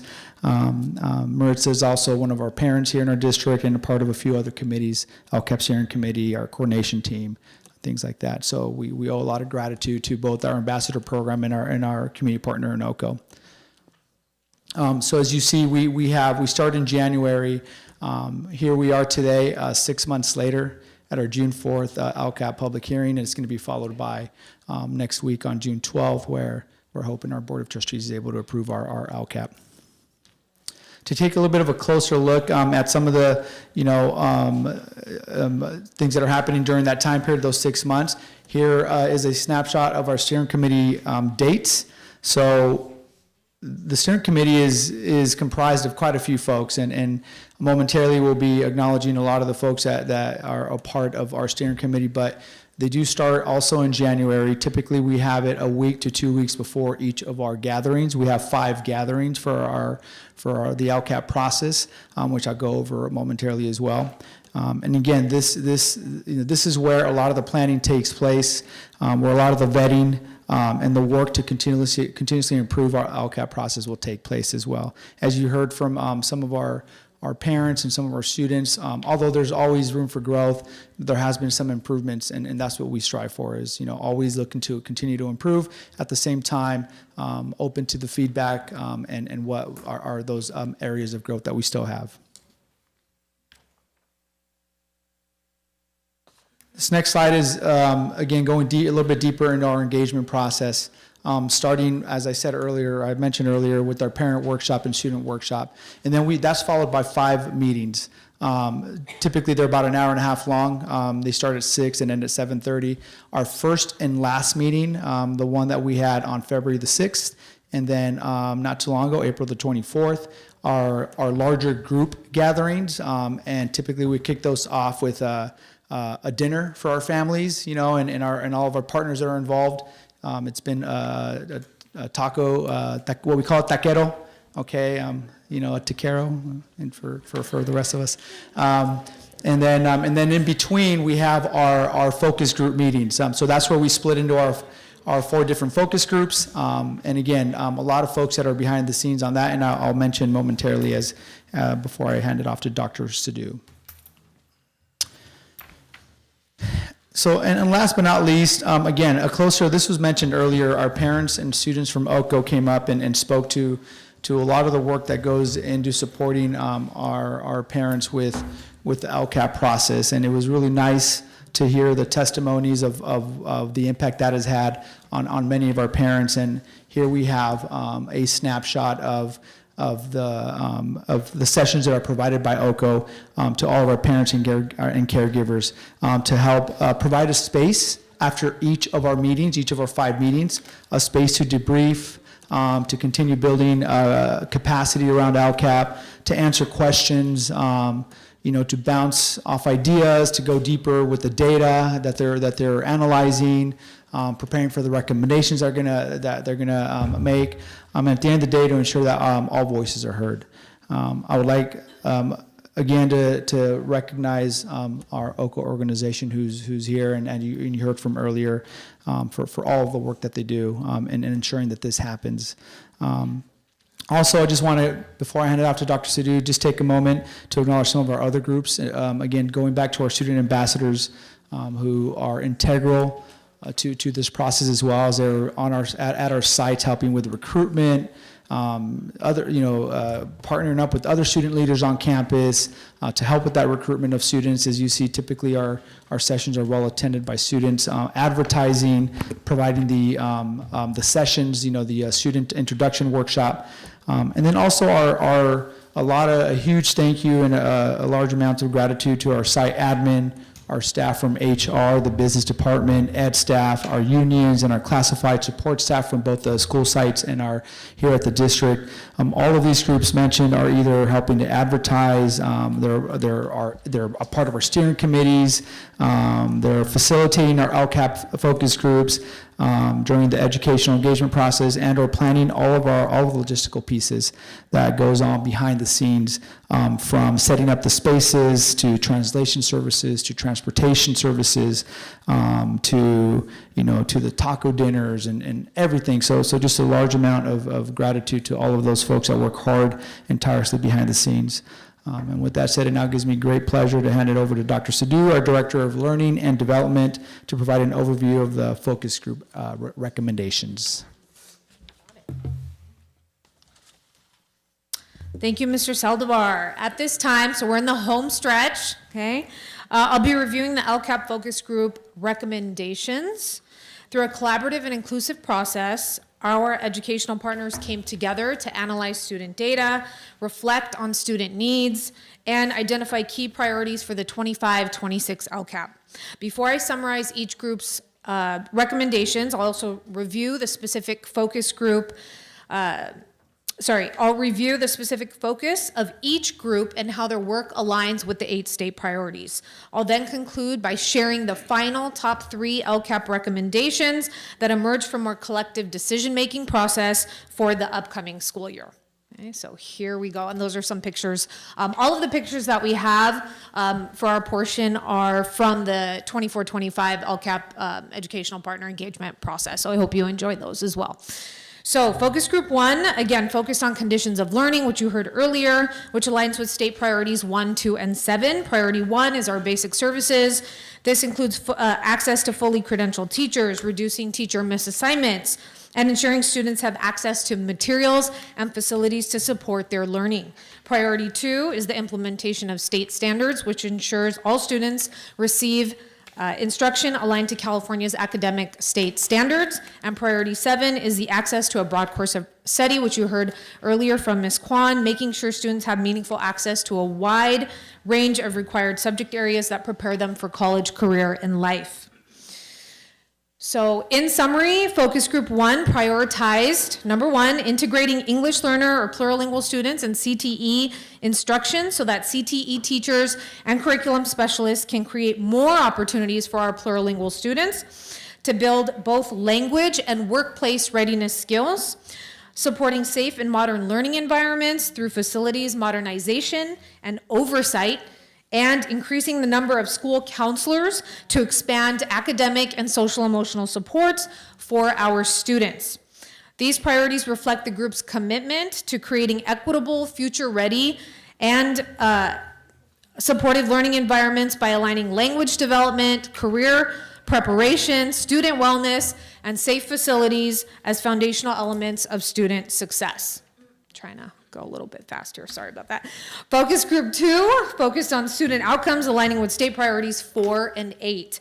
4, again, as you heard earlier, is pupil achievement. This includes measures such as college and career readiness, A through G, graduation rates, state seal of civic engagement, state seal of biliteracy, performance on standardized assessments, advanced placement passage rates, and English learner proficiency reclassification. Priority 8 is other pupil outcomes. So that includes how well students perform across a broad course of study, beyond core academics, including our VAPA courses, world languages, and CTE. So together, these priorities emphasize both academic and well-rounded development to ensure students are prepared for success beyond high school. Focus group 2's recommendations include, number 1, providing ongoing professional development focused on effective English learner or plurilingual instruction, increasing bilingual instructional aid support, expanding flexible and non-traditional learning options to meet diverse student needs, and reducing student to adult ratios where feasible, with student progress monitored through SMART goals and aligned professional development. So in summary, these recommendations reflect the group's commitment to improving academic achievement and broadening the access to meaningful, personalized learning experiences for our students that support long-term student success. Okay, focus group 3 is our parental involvement, which aligns to state priority 3. This priority emphasizes 2 key areas. So number 1, efforts to actively seek input from parents and families in schools and district level decision-making processes, and the promotion of meaningful parent engagement and in their children's education. The goal is to ensure that families are not just informed, but truly empowered to be our partners in shaping educational experiences and outcomes.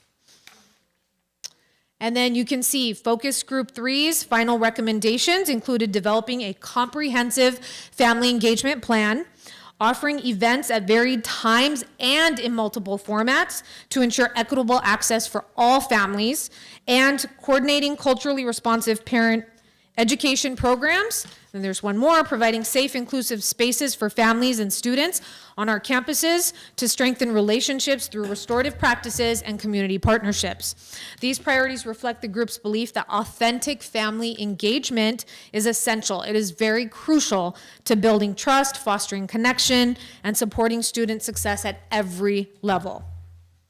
And then we have focus group number 4, that's the final focus group, which is engagement. So that aligns with state priorities 5 and 6. State priority 5 is pupil engagement, which focuses on increasing student connection, engagement, coursework programs, monitoring key indicators such as attendance, dropout, graduation rates, and chronic absenteeism rates. And then you have priority 6, which is school climate, which emphasizes safe, inclusive, and supportive environments on our campuses, addressing suspension and expulsion rates, and promoting a strong sense of safety and connectedness among our students. Together, these priorities center on building environments where students feel valued, supported, and motivated to thrive. And then you can see Focus Group 4's final recommendations included expanding counseling services again, so we've heard that earlier, to provide both academic and social emotional support, strengthening systems that promote relationship building to improve attendance, engagement, and foster lifelong learning, and implementing a comprehensive mental health support plan that incorporates mindfulness practices, evidence-based instructional strategies and interventions, and collaboration with our community partners. These recommendations reflect a strong commitment to our students to nurture the whole child, as you heard earlier, to create safe, supportive environments, and prioritize our students' well-being. Okay. So then we have our results. At our final LCAP Educational Partner Engagement Meeting, which Mr. Saldivar shared earlier, that was on April 24th, participants had the opportunity to select up to 3 recommendations they felt should move forward in the 25-26 LCAP. These selections represent the collective voice of our students, our parents and caregivers, our staff and community members. So here are the top 3 priorities. Okay, so it says final LCAP revisions because, as you can see, Focus Group 1, recommendation 1 was action 1.6. So action 1.6 is an LCAP action and service that exists in the LCAP, and this is the revision that came from our Focus Group 1. And I am going to read it because I think it's important to hear our collective educational partner voice and what they came up with.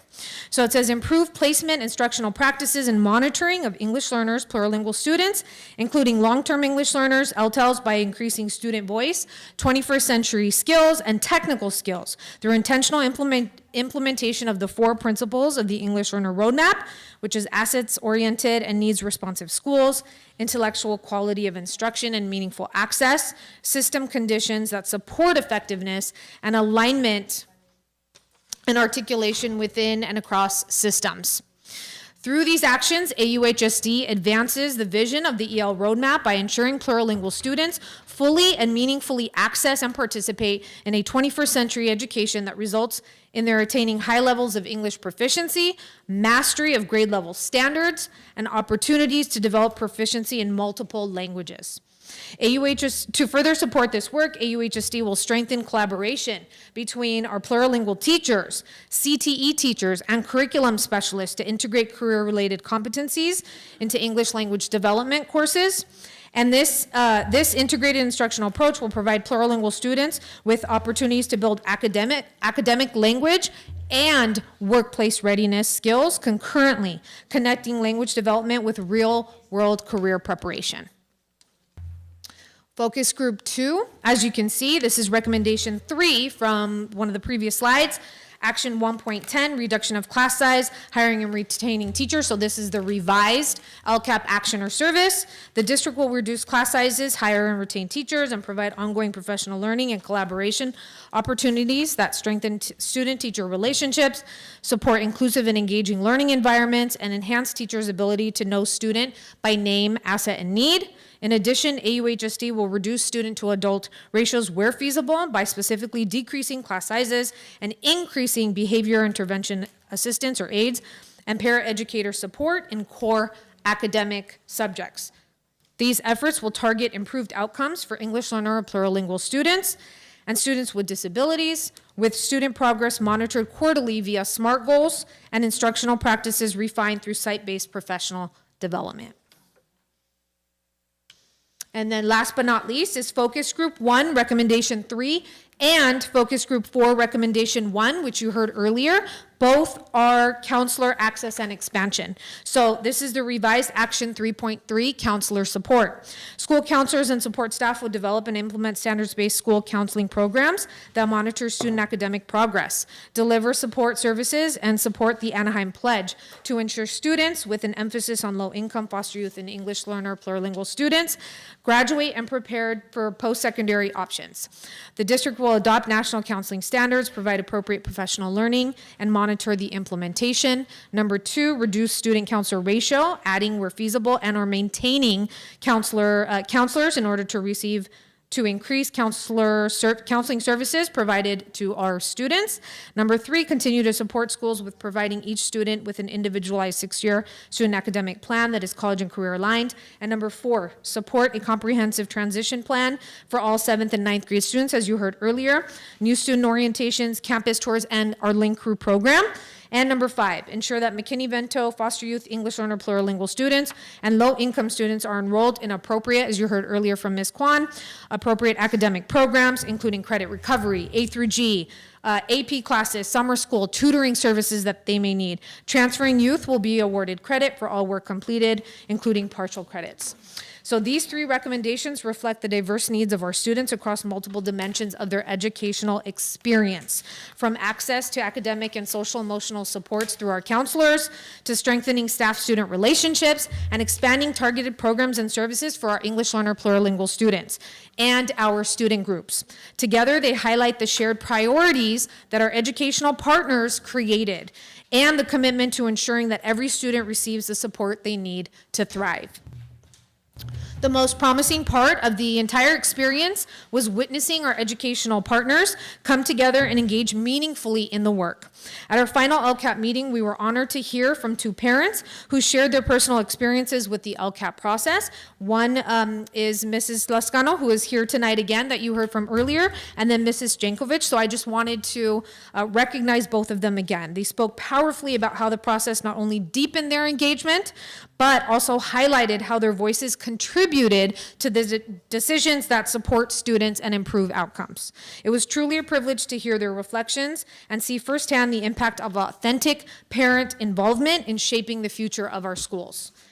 And then in addition to hearing from our parents, we also heard from our amazing 5 AUHSD students. These students shared their experiences with the LCAP process and reflected on how the services, the programs, and the opportunities outlined in the LCAP plan are not just written words. They're already alive and thriving at our school sites, from support for English learners, plurilingual students, to civic engagement opportunities, to dedicated staff, specialized courses. The impact is visible and real. It was powerful to witness these students speak so passionately about how the LCAP has shaped their educational experiences in AUHSD. Their voices reminded us that this work is not about checking a box. It is about meaningful action and improving the lives of our students and families. Hearing directly from students and parents made the process feel more authentic and deeply human. Personally, this year's process left me feeling inspired and hopeful for the future of public education, and hopeful because of our collaborative work we continue to do with our students, our families, our staff, and community, despite all of the many challenges we face in our lives. It has been a privilege to co-lead the LCAP Educational Partner Engagement process with the Ed Division and to help write the 25-26 LCAP with a continued focus on our needs, strengths, and aspirations of our AUHSD community. And now I will turn it back over to Dr. Freed. Right, only 30 minutes left. No, just kidding. Just kidding. So now right, Nancy? I'm kidding. So now I'm at the part where we're going to do our launch. And for those who've never been through Capturing Kids' Hearts, right, when we ever end a presentation, a meeting, or a teacher ends a classroom, we like to end with a meaningful quote or tying it all together to give us purpose and excitement as we continue to do this work. So with our launch, I just want to highlight, again, just how proud I know not only I am, but our team is of the amazing work that is happening in our district. When I look at the work that we've been able to accomplish over the last probably 9-10 years, we are now recognized as the number one state, the number one in the state as the state seal of civic engagement. We lead the state with state seals. We're number 2 in the county with our CTE completers. We're number 3 in the county with our state seal of biliteracy. We have over a 93% graduation rate, which is over the state and the county average. We are also 3% above the state average in our A through G completion rates, and I'm confident in the coming years we're going to continue to grow in both of those areas. We are the first California democracy school district in the state of California. Actually, we're the only California democracy school district, with all 20 of our schools, now soon to be 19, are distinguished as democracy schools, meaning every single student touches and engages in a civic action project. None of this would be done or possible without the amazing work of our colleagues. My colleagues, both at the district level, but also at the site level, and that is our certificated admin, our teachers, our counselors, our classified staff, all the different folks who play a role in making this real. But it's also our students and our community, our parents, our caregivers, our families, who are also share in this success. They are the ones who partner in this work. So again, incredibly, incredibly proud of the work we're doing. Now, as we talked about, although we're focused on not just the successes and the celebrations, we recognize we always have things that we can do better, and that's part of the LCAP process.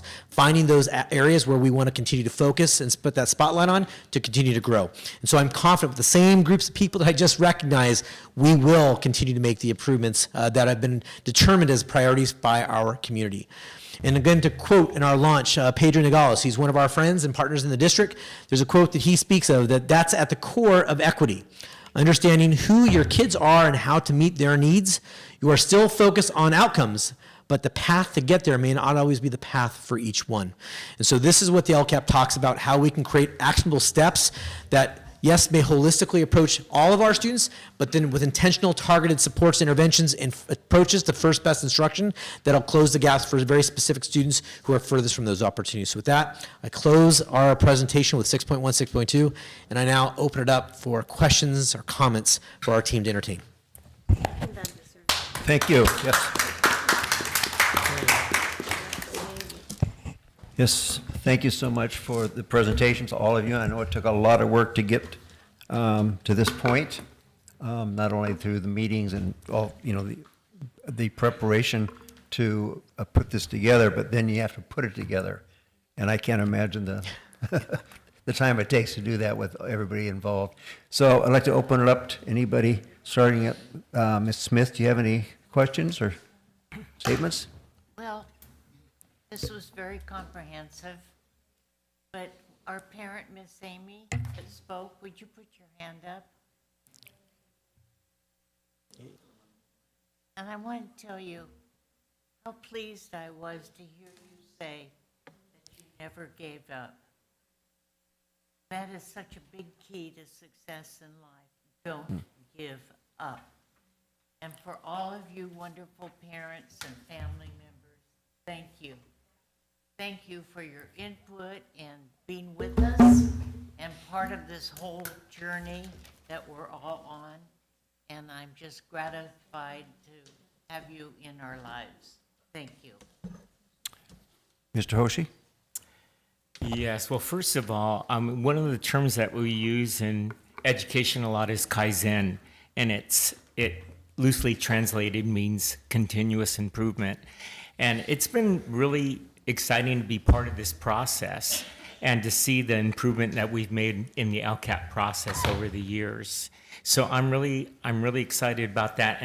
And we're not just doing events, but we created experiences that really were, I heard about the OCO experience from all these parents, and I'm really glad that you felt that you were seen and you were heard, most of all, that your input is valuable, and we want to make sure that all parents feel that way in our district, across the district. So thank you so much for sharing tonight. Dr. Freed, you talked about street data, and I am kind of curious about how you gathered street data, what kind of street data that was used in this process? Absolutely.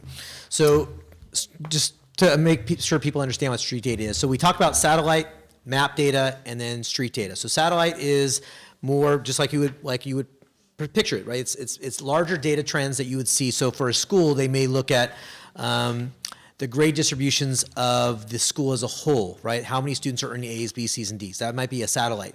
When you go a little bit smaller, you look at maybe the map data, and now you're maybe looking at via department, right? You're making things more granular. Street data is what actually humanizes that data. Now you're going to do these communities of practice to do empathy interviews or focus group interviews where you're speaking to those students, or even if the data is connected to families or whatnot, to better understand why the satellite map data is what it is, right? So it's now speaking to our students to understand what is it about, I think Amy Kwan spoke about this, what is it about your experience, your perceptions, like your own personal journey that maybe has impacted you in terms of maybe why you aren't coming to school, or what is it that gets you to come to school? What is it that maybe a teacher can do that makes you feel welcomed and loved? What is it about a club that makes you feel inspired to feel connected? So those kinds of interviews allow us to better understand more deeply what inspires, what motivates, but also maybe what triggers or can affect a student. And so that allows us to better understand why the satellite data may be what it is, so we can then make the appropriate changes and adjustments in how we approach that learning. Right, so when you think about the kinds of street data that we've used, we asked all of our schools last year to go through a community of practice that I think Amy Kwan spoke about, where it was focused on an equity-centered question. And so that equity-centered question that the schools grappled with and with their teams, they actually were expected to interview students at their specific site. That data was supposed to be shared with their larger staff, because not all staff necessarily engage in the empathy interviews. It was started with a community of practice with their site instructional leadership team or site leadership team. And that was supposed to be informative in terms of what happens at the site level systemically. As we go through the LCAP process, that's one of the things we've been talking about, is how we can more intentionally integrate the voices of our students, parents, and families into the metrics that currently the LCAP doesn't ask for at the state level, to better inform our process, right? They give us requirements of what kinds of data points we're supposed to use, which you can see in the LCAP. It calls out the metrics that we're supposed to use. But we're looking at ways that we can more intentionally integrate the LCAP or the street data aspect into our LCAP when we make decisions. We have students that come to our LCAP as a part of the process. And so I think if you were to ask both our parents, even our staff, both at the site level, at the district level, when the students speak, it's kind of like MetLife. People stop and listen, right? They listen and they want to hear what they have to say, and that is often the most impactful voice that we hear in the LCAP process in terms of informing some of the things that we are deciding or the recommendations that we want to bring forward. So that's actually a street data aspect where the students are talking about their own experiences in the LCAP process and sharing what they think about the kinds of recommendations that were asked for, or why the data is saying what it says, and what we might be able to do to help improve those outcomes. Okay, so, and Ms. Kwan had also identified that we use the Healthy Kids Survey in grades 7, 9, and 11. Right. But then it looked like just only half of our kids participated in the LCAP survey. So I'm kind of wondering, and I'm curious if we could be a little bit more intentional, because on the timeline that was presented at the end, I'm kind of wondering if there's a window that we have that we give that survey, and if we could be more intentional with our students, because probably the students we need to serve aren't taking the survey. Possibly, Do you yes, know? yeah. And I want to hear from them. Right. And also too, I was looking at the parent involvement.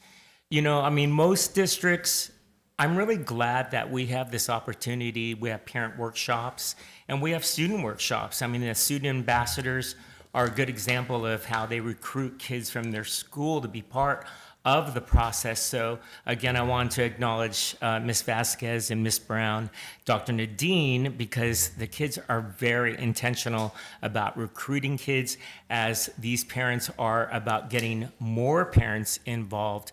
But also too, I'm just kind of wondering what we can do to get more parent involvement, or at least that participation on the LCAP survey. Is real. And then also too, I think there was room for even community members, like how we can leverage that with our community partners, our feeder elementary school districts. So those are things that I'd like to see Kaizen applied to as we work towards the future. Thank you, Mr. Hoshi. Mr. Trejo? All right. Thank you, Mr. Hoshi. You got 2 of my questions answered for me. I appreciate that. Thank you, everyone.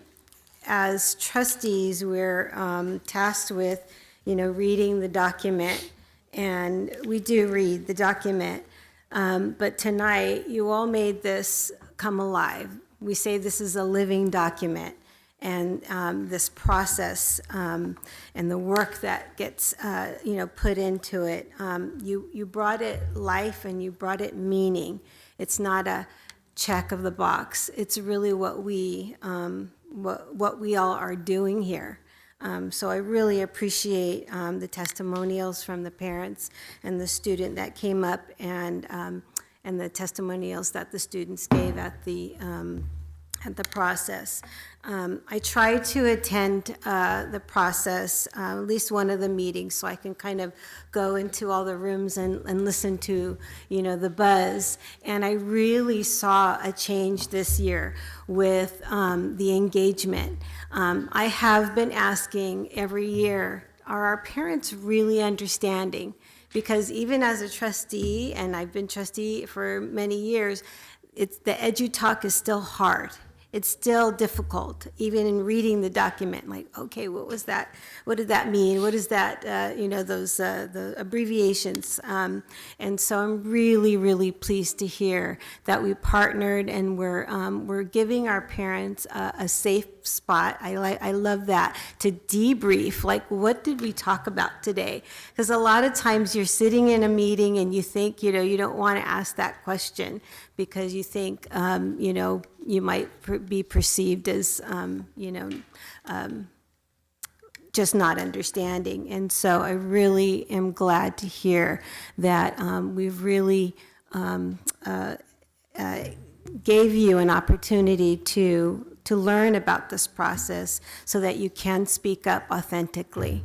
Thank you for that. My questions were about explaining what the deep dive looked like. And I also wanted to know, really about that process of how we're getting students to take those surveys.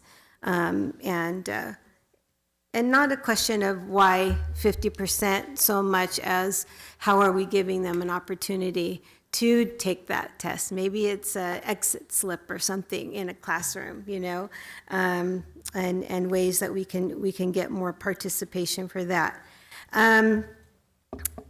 The process for a misassignment teacher, I don't like that name. Can we change that? I'm not sure we're able to change. I think that's the official. What is that process? And if we have a process for that, why are they calling it that? Because technically they are expected to teach in their credentialed area. And so the process gives the okay if we go, one, the teacher has to consent to it too. Mm-hmm. So when they consent that, yes, I have the skills to be able to teach PE, or I have the skills to teach this elective, they sign up, and then it goes through a process where it gets approved for them to teach in that area. And again, when you think about the over 1,100 teachers, and we're talking about 24, there's these very isolated, unique cases where, the alternatives, if, again, let's use that football coach example. If I'm the history teacher and I'm not going to do that, then the students either have to have someone who's not the coach teach their class until after school, then I join in. And so that's not always ideal. So we try to find it to make it where it's going to work for our students as well. So it gives us a little bit of that flexibility. I love that. And then what is a qualification for a department chair?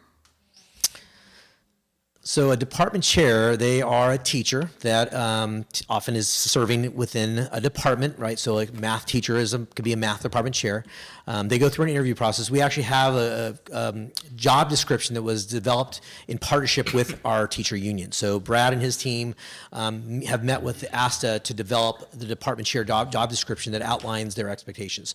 So without me having the entire job description committed to memory, the essence is they are expected to uphold the vision, mission, core values of the district. They are expected to be leaders within a department, which is not just leading their teams to determine how much paper they need and staples and paper clips, but it's building capacity and working with and leading their team during like the late start professional learning time. So they're often leading discussions and dialogue with their team. They're providing support to their team. If they have a teacher who may be struggling, they help work with maybe the admin to connect them to services or supports they may need. They're also an advocate for their department. So when they go to the site leadership team as a representative of their department, they're working with the other department chairs across the departments and the site administrator to build capacity in each other as a district or as a site team in the way that they support their departments and colleagues who are not part of that small leadership group. They also are expected to work closely with our curriculum specialists, who are amazing teacher leaders, to support them on the work that they do in supporting their colleagues based on, again, the state standards implementation and things of the nature that we talked about this evening. So that's really essentially what they do. In terms of qualifications, obviously we always look for the attitudes, dispositions, demeanor, right, and mindset of someone they're going to serve in that role. Someone who has a flexible and open mindset, someone who has the ability to work with their peers in a supportive way, not a top-down kind of way, but then also someone who is, again, is aligned with the district's mission, vision, core values, so they can support their colleagues and also helping them build capacity in that regard. Okay. And my last question, who are the folks that are in charge of transcript audits, since we've started doing So those things? Amanda Bean is here. I know there she is. So Amanda Bean, along with Amy Kwan, they work closely with, and we do different kinds of audits actually. They work specifically with our counselors to do transcript audits as it specifically relates to course access and things of that nature. But even Lauren and her team are doing like IEP audits. So we're building more of this audit concept where we're progress monitoring what it is that we're doing, making sure kids are getting access to the courses they need. IEPs are being developed in a way that is in compliance with the law, but also looking at what students really need and making sure the accommodations, modifications that are built within an IEP are really serving them and helping them continue to grow. Because we expect all of our students are A through G, all of our students are going to graduate, and although things may be happening that make some of that goals a little bit challenging, that's where the IEP comes in, or these audits come in, to find out how we can navigate within our comprehensive course planning to make sure all the students are getting the access to the course they need and the supports they need. We're also working more intentionally right now with Diana Fujimoto and V. Hong and Paola Rosenberg, our EL curriculum specialists, on how we do the same kinds of supports for our plurilingual students. So super important in the way, because they don't come with a case manager like a student who has an IEP has, right? Our foster youth, we're working with them, and then Dr. Della Cruz and our mental health leads and our social workers, because they serve as a case manager for our foster youth. So all of those student groups have that kind of support, and we're working more intentionally so we support them with that work and also how to provide the things that they may need to continue to grow. All right. Thank you so much.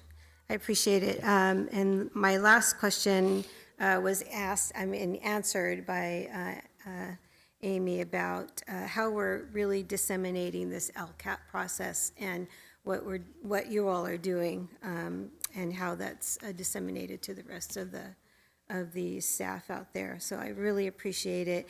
And you talked about being inspired. You guys have really inspired all of us here to continue to do what we do. So thank you. You're amazing. Thank you. Ms. Guerrero? Thank you. I want to start off by echoing some of my colleagues' comments. Thank you for the presentation and for all your work throughout the LCAP process. And then also want to thank our public speakers and our parents and OCO for all your partnership throughout the entire LCAP process. You know, this wouldn't be possible without each and every one of you. So appreciate all your contributions. I did a few questions. The first was in the LCAP report. Can you clarify what, on page 27, we have 4 eligible schools for comprehensive support and improvement. And then in 2025, 2026, it'll just be 1. Can you clarify how that works? I just turned to page 27. And you asked for? The comprehensive support and improvement status schools. Oh, do you want to? These are the schools that are in these are the schools that Dr. Sadu is working with, who are in the technical assistance. Yeah. So these are the schools that, based on either a student group or typically a student group, either they didn't meet certain requirements or criteria based on either their college and career indicator, which the junior high, it's going to be pretty much SBAC because they don't have the ability to do like dual enrollment necessarily, or some of the other things that might deem a high school as college and career ready. It also can be connected to chronic absenteeism rates and or suspension rates, right? And it may be that it's not the school, but it could be a specific student group within the school. So it could be their plurilingual students who didn't meet the mark on either the SBAC and or chronic absenteeism and suspension rate that got them into the technical assistance. And so the school has been working closely with our ed division in addition to the county in terms of things that they can do that are targeted supports to help improve in those areas. Got it. So previous year there was 3 schools and now there's just one. Then okay, thank you for clarifying that. Yeah, because they made the improvements. Got it. And I don't want to give the data away because I didn't even talk about it here, but like I know Allison's here because I saw her obviously when I saw Amanda, and also Dr. Hernandez, and I know his team. So I can't quote the numbers right now, but we're projecting a significant impact, improvement on chronic absenteeism rates across the district. So the work that we've been doing intentionally around attendance, although it's still a wildly important goal for us to focus on deeply next year, we're already seeing projections of significant improvements in reducing our chronic absenteeism rates, which should definitely make an impact on these schools, in addition to all of our other schools. But again, because we just finished the school year, we don't want to share what they exactly are yet because they're still cleaning up, and we want to make sure that when we share, we're confident this is what it is. But we've already seen projections of significant improvements. Got it. Thank you. And then my second question was on page 71. 71? Yes. Okay. For metric 2.1, attendance at parent and family engagement events. The number, is that calculated by the family key that you mentioned? Is that how we? Yeah, I would. I know I'm looking at Mr. Hernandez, but yes, they're when the parent comes to an event, through like our 5-star, they scan in, and so we can track when they're there. And so even if they don't have the badge, we have them in the system, and we can. There's usually a QR code we can click or a URL that allows us to track the students. So one of the areas of growth, right, is to connect it to eCadence, so we can actually connect it to their students. It's in Aries, so it's already connected, but eCadence will allow us to further, I think, connect it and correlate it to the student achievement with their grades and other things. But yes, their URL code or their barcode, I think is the proper term. Their barcode is what allows us to track via the 5-star. When they are attending different events, whether it's a PLA, a Parent Leadership Academy, they come to another event. I don't know if we track it necessarily when they come to open house, unless Maritza has it. Yes, So thank thank you, you. Maritza. Thank you. So it allows us to track. But I don't know, like at a mass event like open house, if we're able to fully track always, because that's the goal, but that can be a massive be my event second where question, yeah. parents, before you go to class, you guys sign it. So like that's something we're working towards, right? But that's how we are able to monitor who comes to what. And so we can begin to, that's our next step, is identifying the leaders, maybe identify interventions. Like maybe as we start to connect it with students, we can identify where the needs might be so we can be more targeted with the supports we want to put in place.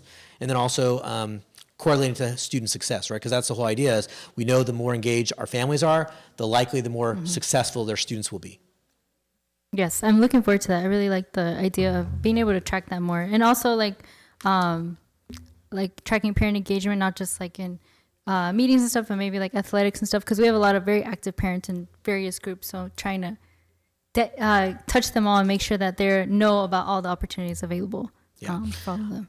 I definitely think that is the aspiration. I know when I was talking with Carlos and his team, one of the things that we're trying to do is, I know the sites do a really nice job of incentivizing parents, especially the high schools. Like they have more at stake. Like the more points you acquire for attending things, you can get front row seats when your student graduates, right? Which is a big deal given how many people attend graduations. So we're trying to find ways to incentivize parents so when they come to things, they want to scan in so they get the incentives, whether it's maybe a meal that the school provides at a celebration. So they're looking at ways to do that, but we are obviously trying to brainstorm ways that at a football game where you could have 1,000 people in the stands, how do we capture that, hey, you were there? Yeah. So that means at the gate when they're coming in, are we going to have, like, we have to be thinking about what that looks like and how we staff that, because some of the people who do that work aren't necessarily at the football game. So how do we train the people at the game? It's like there's a lot of things we have to think through to be able to make that real at a massive level, but that's something we're definitely wanting to do. Got it. And then I just wanted to echo some of our comments earlier about making sure engaging parents from various groups. We have a lot of very active parents, so just sharing more, being able to share more about what we do. And then I want to thank the team for all the improvements from last year that are engagement that OCO shared. You know, the addition of translations, childcare, transportation. Appreciate each and every one of you for being a part of that improvement plan. So thank you. Thank you. All great questions. I have a question. We've been spending millions of dollars over the past whatever years in doing what we're doing right now, and all in the name of trying to improve the educational process and the outcome for the student as they move on in their life. I think that, us here, and probably everybody in the audience, because of all the money we've been spending, we would say, well, why aren't we moving faster in improving our, I guess you'd call them scores, which we don't like to talk about, because we're They're not. important. They are important, for But sure. they are important, but yeah, but we have moved, as a district, moved away from goals and just for the whole child. So my question is what kind of challenges is the district facing in order to continue the upward direction that we're going? Because we receive students in 7th grade coming from different districts that now have to come into our system, and now, no matter what level they were at in their district, we have to now challenge ourselves to get them at least to the level where we were the year before, and then improve upon that. So what kind of challenges is the Ed Division, the district, facing in order to get that way? Yeah, so there's a couple things I want to talk about, if that's okay, if I have your permission, and I know, Yes. is my team okay with me Please. spending a little more time with this? Yeah, so a couple things that I think that I would mention. So first, I want to acknowledge the work that our feeder elementary schools do. I mean, they really do work hard, and we see the impact of their work. But the reality is, when you're in an elementary school classroom, it is very different when you transition to a junior high setting, when you're now with 7 teachers versus the 1 teacher who really can teach all the different content areas with the 1 student. So it is very different. I will tell you that one of the unintended consequences of our deep focus on the whole child is I think there's a feeling across our schools that, well, the test is not our driver, which is true, but then that means it's not as important. So we're not going to take the test on that one day as serious. And so we need to make sure we create the environment where the test is an indicator, and it still is important. Although we don't teach to it specifically, we don't prep to teach to it, we still need to take it seriously. And I think that's an unintended consequence sometimes when we have this deep focus on the whole child. Sometimes it may be perceived, well, the test isn't our driver, therefore it's not as important. So we need to do a better job of making sure that still it's an indicator, and we need to take it seriously. The second thing I would tell you, and I'm going to have Amy come up and join me in a moment, we are actually seeing healthy, positive impact with our scores, even though it may not look like it on paper. Now, I'm going to give you some examples. In math, when you see, and we're going to share the SBAC data in a moment, but when you look at our math, if you look at the number of students when they leave us, you saw our A through G rate, and I point here because that's where I was looking at it, 55%. That means by the UC system in California, 55% of our students are deemed college ready based on the courses they've taken. Math, English are 2 of those courses that they must deem proficient, right, be the A through G. Right, that's a significant thing. That's 55% is higher than the SBAC score, right? When you see that. So clearly the students on the SBAC score may not have taken the test as seriously or may not have done well on that one test, but clearly they're showing proficiency when you look at their A through G. Now, some people say, well, what about grade inflation if you're just impacting grades? Well, we're seeing from our partners, because of the benefit of our pledge, we have access to follow our students when they're with Cal State Fullerton, UC Irvine, and Cypress and Fullerton College. We are seeing regularly through all 4 of those institutions that our students are not only outperforming, but they're out-persisting at each of those institutions. So we're seeing, again, evidence that what we're doing is making the impact. And that's both at the community college level and the UC level and the Cal State level. So that's super impactful. The other data point, and I don't want to misquote the numbers, but when you look at the number of students that need to take remedial courses when they get to college, at any level, we have specific data with the Cal States. I think last year it was 76% of our students don't need to take a remedial course in math when they enter into the Cal State system. That's significant, 76%. We are toe-to-toe with Los Al, with Garden Grove, with Placentia or Belinda, who on paper and via their SBAC are higher than us, but we are right there with them in terms of the kids not needing those remedial courses. So it just shows we have a lot of evidence that our kids are learning, our teachers are doing incredible work. And what's most profound, which Amy will give you the specific numbers because I don't want to misquote it, but when you look at where our kids come into 7th and 8th grade versus when they test again, now I'm talking about SBAC, in the 11th grade, we see tremendous growth from 7th and 8th grade to where they are in 11th grade. So the point is, the longer they're with us, the stronger and better they become. We're clearly seeing that data. And that, when you talk to our friends, that is not typical in a case. You don't see that kind of growth at the high school level. Usually at the elementary school levels where it's the highest, and then it starts to taper off or become more stagnant. We are seeing constant growth when they are with it, longer they're with us. So I would tell you, and Amy will come and give you the specifics, we are closing those gaps with our math and with our English. I do believe we have to do a better job of creating an environment where that test is taken seriously. Because I do believe, especially, you've been on learning walks, you've been in classrooms, you've been in math rooms, you're seeing the great work our teachers are doing and the great work our students are doing.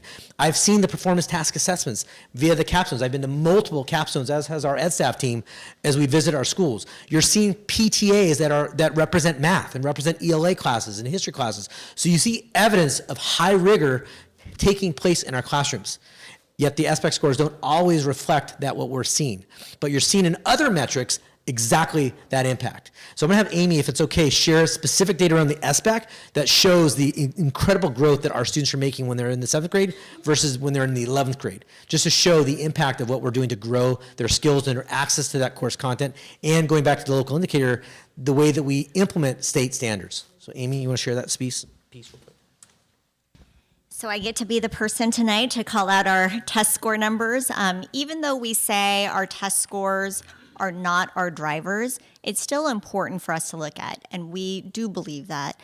What it means as not our driver is diagnosing the questions on the test and seeing those 4 questions were the most missed, and then going back and spending 2 months of classroom instruction trying to ensure that our students get those 4 questions right.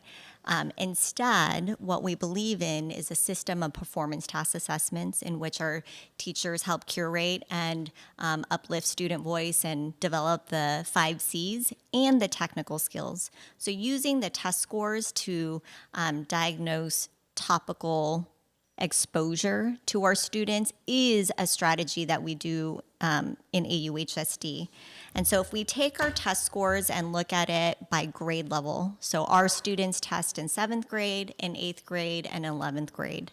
A dynamic that we see in our district is that our 11th graders outperform our 7th and 8th graders. That is not a dynamic that we see in the state.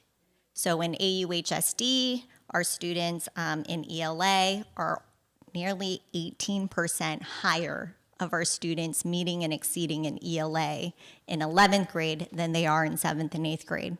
In math, it's about 4% higher. Our 11th graders are meeting and exceeding than they are in 7th and 8th grade. Again, at the state level, 11th graders do not outperform 7th and 8th graders. Now we do perform, right now our test scores are not what we want it to be. It is below the state average, but in 7th and 8th grade, the gap is somewhere between 8 to 10% gap, and we close that gap to less than 2% by 11th grade. So we do believe that our focus in our system of performance task assessments is showing that there's an improvement in the standardized tests. Does that help clarify? Yeah, thank you. It's still an ongoing challenge. It's something we're committed to continuously improve. Okay, thank you. Anything else? Any follow-up? I just wanted some clarification. So when are those SBAC tests taken, in what grades? Because there are specific grades for certain subjects, correct? 7th and 8th, and then 11th. 7th, 8th, and 11th. So junior high and then 11th grade. Okay. Yep. I'd like to add one thing too, for the public to be aware that we have 5 feeder elementary districts. So it's very difficult for the alignment. And only one district, Anaheim Elementary, is part of the pledge. So it has been a challenge, and I think the public does need to know that if you look at the scores coming in, they're lower, right?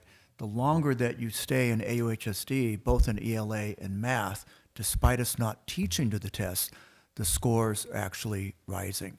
And that's really, really important for the public to understand. Thank you. All right. Yep. All right, thank you. Okay. Thank you, team. Do we need a break? No. All right. Going 6.2 public hearing. So we open the public hearing. We have one person that has said they want to speak during the public hearing, Jermaine Newman-Chan.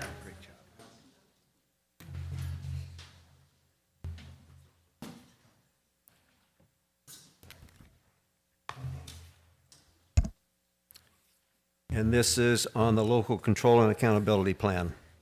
Yes. Thank you. Thank you, board. Thank you, community members. My name is Jermaine Newman Chow. I am a former parent in our district, and I've been participating in our LCAP process for over 7 years, since my son was in 7th grade at Sycamore Junior High School, and now he's a freshman at UC Santa Cruz. So while our district has made impressive progress in the LCAP process, I wanted to talk about some opportunities for improvement, kaizens, just things that I've seen that I think we're really missing the ball on, and we have some great areas.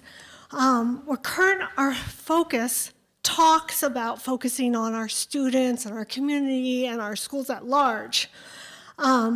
But what I want to talk about is the actual actions. So sometimes when we talk, we say aspirational things, which is great, and I appreciate that. But some of these things that are happening are what the actual actions are happening in the LCAP process might be limiting our participation.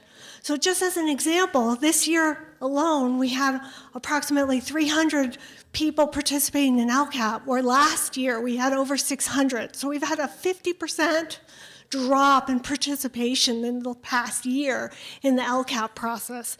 And the process is hard. Our parents spoke to it. I've participated in it. It's a hard process. I think everybody who is in there knows. Those 5 meetings are not easy. But Brian O'Neill stated at a board meeting a couple months ago, that our district goal is not just to graduate our students, but to educate. And so I'm asking in these meetings, when we were given the data in a meeting that's only an hour and a half long, and thrown a whole bunch of data and asked to digest it and go through it and figure things out and then come up with a recommendation in this very short window where we could actually give that data to our community, our teachers, our participants ahead of time. That is one of the things that we're lacking here. One of the examples is we were given data on the Puente program, the AVID program, the IB program, the DLI program. We were given data on students, the demographics of those students, but never were we given the data on how those programs work. Are they achieving higher graduation rates? Are our A through G rates higher for those students? Are we math scores, right? None of that information was given to us, and in this LCAP you'll see that we've set those as goals to grow these programs. Well, are these programs working for our students? Were we even given that data? We weren't. An example is the graduation of Gilbert High School. We've got a graduation rate of 80% of our students at Gilbert High School, yet the chronic absentee rate is 60%. Now I question, how can we have such a high graduation rate and yet such a high chronic absenteeism rate?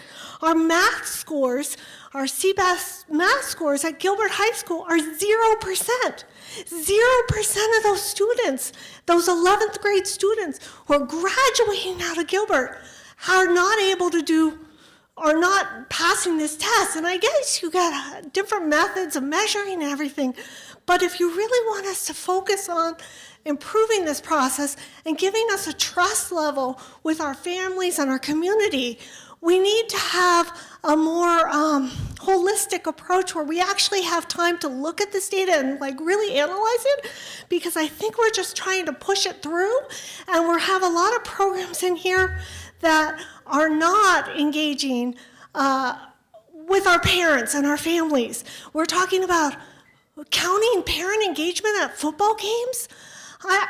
I guess it's great to get parents there, but in reality, is that going to help our students with their math? Is that where we're counting parent engagement? is football games.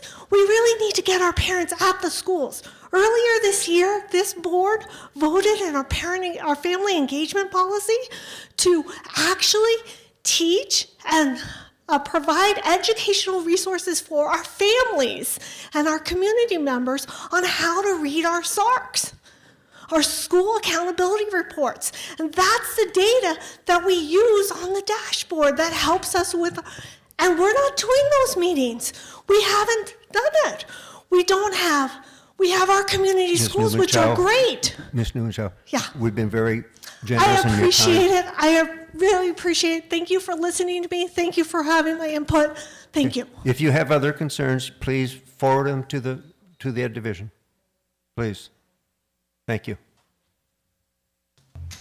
Okay, moving on to 6.3, presentation and public hearing, 2025-26 proposed budget. Perfect. So we'll have the presentation first and then open the public hearing. Perfect. Well, thank you. Well, thank you so much. And so as part of the process to propose the adopted budget, we always work with the Educational Services Division to receive the LCAP input, and then we then go through this process of putting on the information. Okay, sorry, like, okay, no worries. Mine's really fun, by the way, so I think it's very fun. Okay, no worries. Okay, perfect. So I would now like to bring the 25-26, the proposed adopted budget, with the input of the LCAP process into this process. So the reason why we always go after the LCAP presentation is because there is a process that we have to undertake for that. So Governor Newsom just released his 25-26 May division back in the middle of May, in between all the financial and economic uncertainties. The May revised projected both lower revenues and increasing costs in healthcare in current year as well in the future as well. So to address the deficit, a combination of reductions, borrowing funds, funding shifting, deferrals, as we all have seen so far already this year, and expenditures that will only be activated if sufficient revenues are materialized. Overall, the Prop 98, that's the base of our funding, is largely insulated from these problems at this point.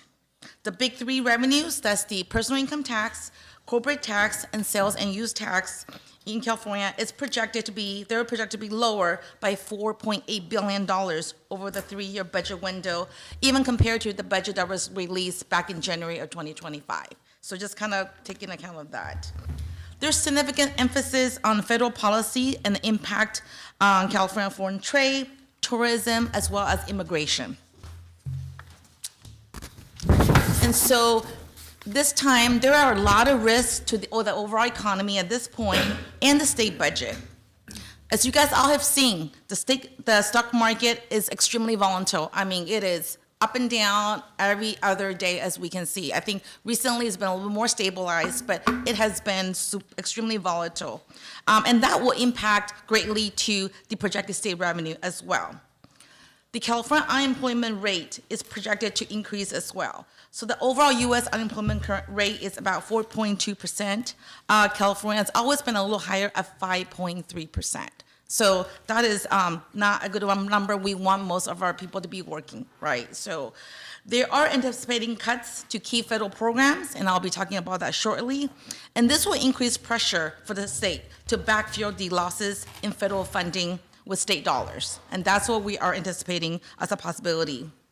And the state has several lawsuits pending against the federal government, the outcome which will for sure affect the California economy. And I do want to talk about two different types of insurances that could be the risk to the overall economy within the state as well as within the world. The LA fire is expected currently to, the loss to be more than $50 billion, $50 billion, just the fire by itself for insurable event. The overall global market, this is the entire world, okay? The global market can absorb about $100 billion for the annual losses. So just with one instance, which is not very far from where we're at, it absorbed already 50% of the global annual loss. So we are projecting that there will be increases in the premiums by at least 20% in the overall market. And we have seen that with our premiums, and we're gonna see that also with our homes as well. So the money has to come from somewhere, right? And so this is gonna be something we are really, really looking at and monitoring. The other key event that we want to talk about is the AB 218, as well as the AB 452, that created the short-term and long-term sexual abuse and molestation insurance availability challenges. A lot of districts are having these claims, and that will for sure impact the overall premium as well. And so this is something that was created back in 2019, and we are continually, in many districts, continuing to receive those claims, and that it will definitely impact the budget. And then the last one, some of the risk, is the workman's comp. Claim costs are increasingly as they are opening longer, and medical and pharmacy costs are increasing due to medical wage and medical inflation. And so we are seeing the workers' comp rate as well. That could be increases as well in the future.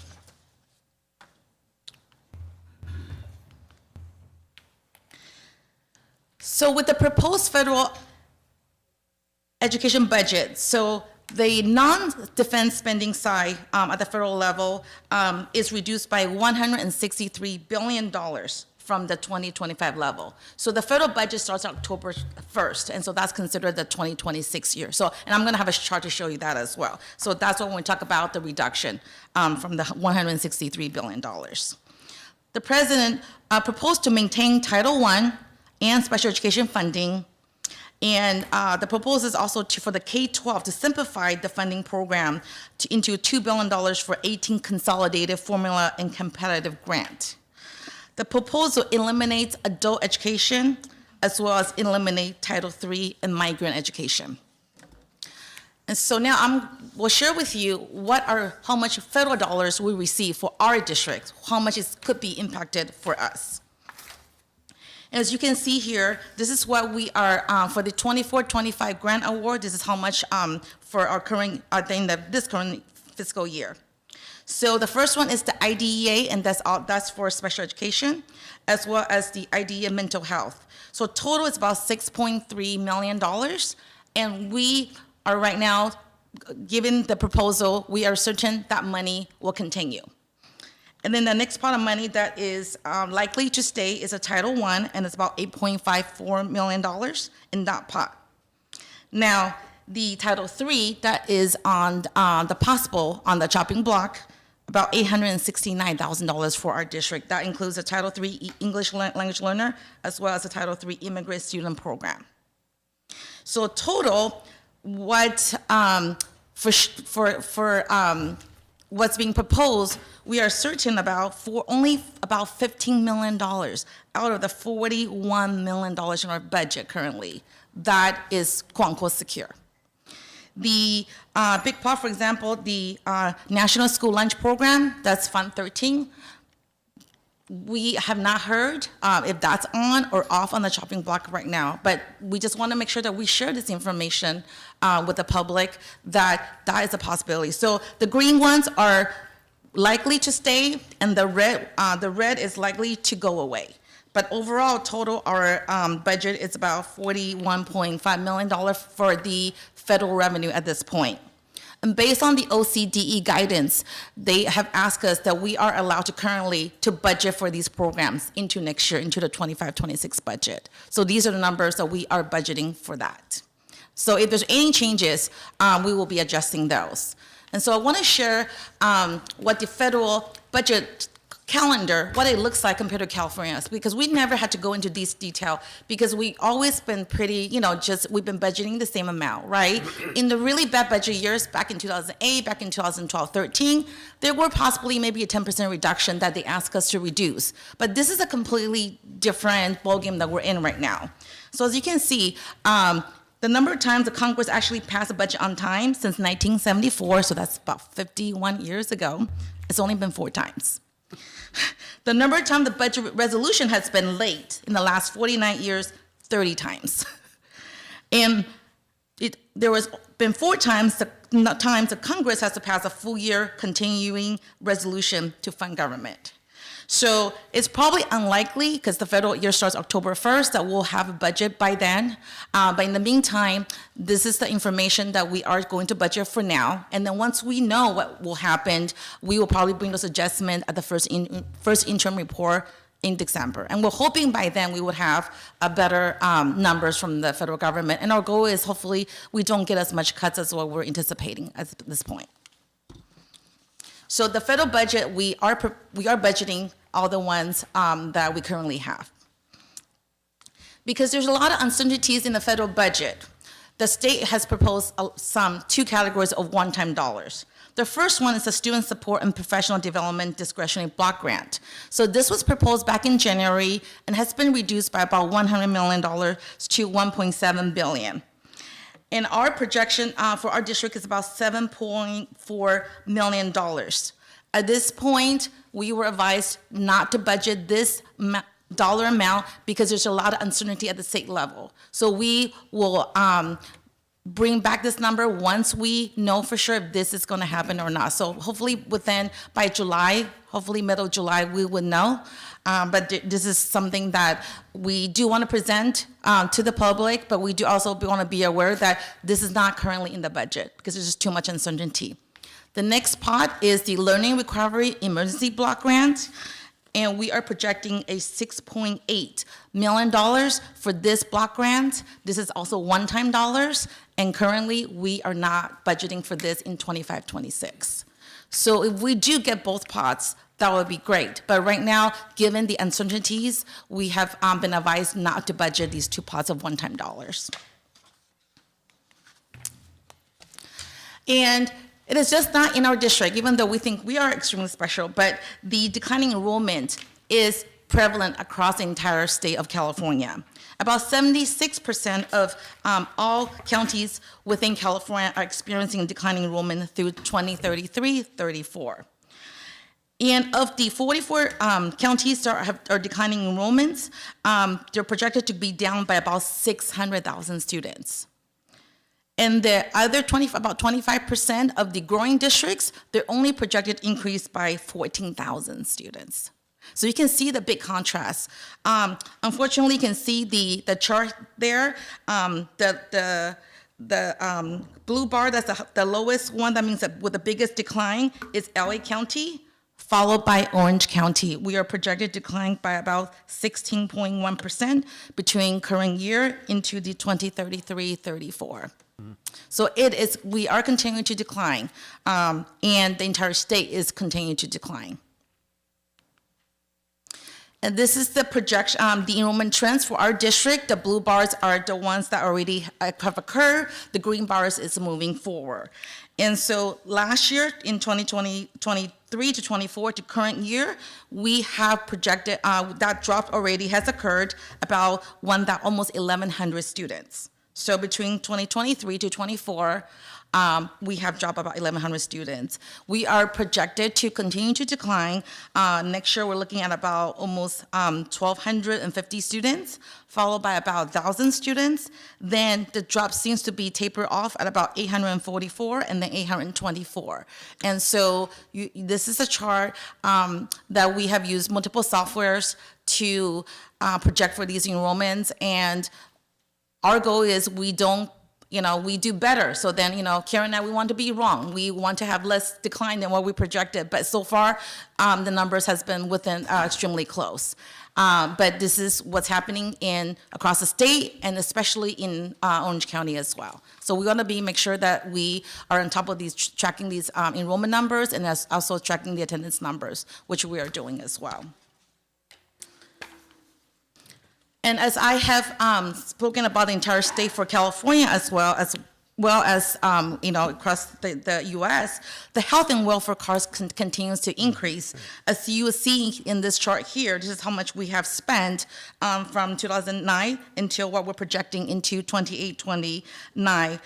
So, for example, in 24-25, we our numbers are about almost $63 million. But you can see we have continually steady to grow, and the industry standards is between 10 to 12%, and that is the standard nowadays. It's something that we do budget a 10% increase in our budget currently, but overall the industry standard is at least that. And we have seen even other carriers coming back at over 20%, and our neighboring districts are calling and said, gosh, they have programs, and they're going beyond 20% at this point. So we have a very robust health benefits committee, and I always want to make sure I thank them because they do put in a lot of work. We have 2 board members here as well that's on that committee. We try very, very hard to make sure that we contain our costs as well. But just overall, the cost is going up just across the entire U.S. as well.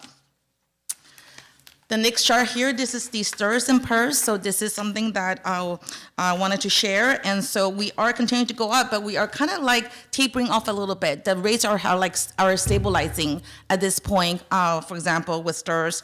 And then with PERS, it's coming down a little bit because there is a little decline in the rate for going into next year, and then it does kind of come back up again. But one of the things we want to look at is, for example, if we look at how much we have spent. So in 2015-16, we spent $15 million on STRS. And you look at next year projection for STRS, $35 million. That's double like how much we have spent, right? And you look at PERS, it was $6.3 million.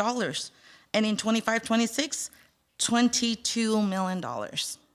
So you can see the increases, and part of it is with PERS is a little different, is that they do look at the overall investment, and then so the rates have gone up significantly as well.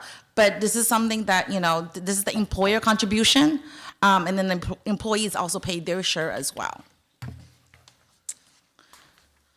And this is the financial projection dartboard that we are sharing here. And so, for example, this year we're at our cost of living adjustment is at 1.07, and then going to the budget year 25-26, it's at now 2.3%. And remember, not that long ago, that number was 3% or more. And so it has dropped since what it was projected in the past. In the out years, we're looking at 3.02%, and then 3.42 and 3.31. So it seemed to be kind of stabilizing, but obviously we'll see what numbers we do get when the budget is adopted at that point. But we do believe the 2.3% is a good number going into 25-26. The next slide here, this is our combined general fund. So in the proposed adopted budget, we are looking at our annual revenues to be about $531 million with our annual expenditures of $532 million. So in that year, in the proposed year, we're looking at a very small deficit spending of about $300,000 or so. But if you can look in the out years, it's going to go up to about $14 million, and then $31 million, and then $47 million in deficit spending. This is the combined unrestricted with the restricted funding. So a better picture we'll be looking at would be the unrestricted side. These are the dollars that is totally unrestricted coming through. But if you can see here, in the budget year, we're actually doing well. But in 26-27, we do see the deficit spending of $12 million. Now, if we do get the additional one-time dollar coming in, we should be able to offset some of these numbers as well. So just want to be mindful of that. In 27-28, $29 million deficit, and then going into 28-29, $49 million deficit. So you can see here. So we want to be very clear that's what we have. And then next slide here is the restricted general fund.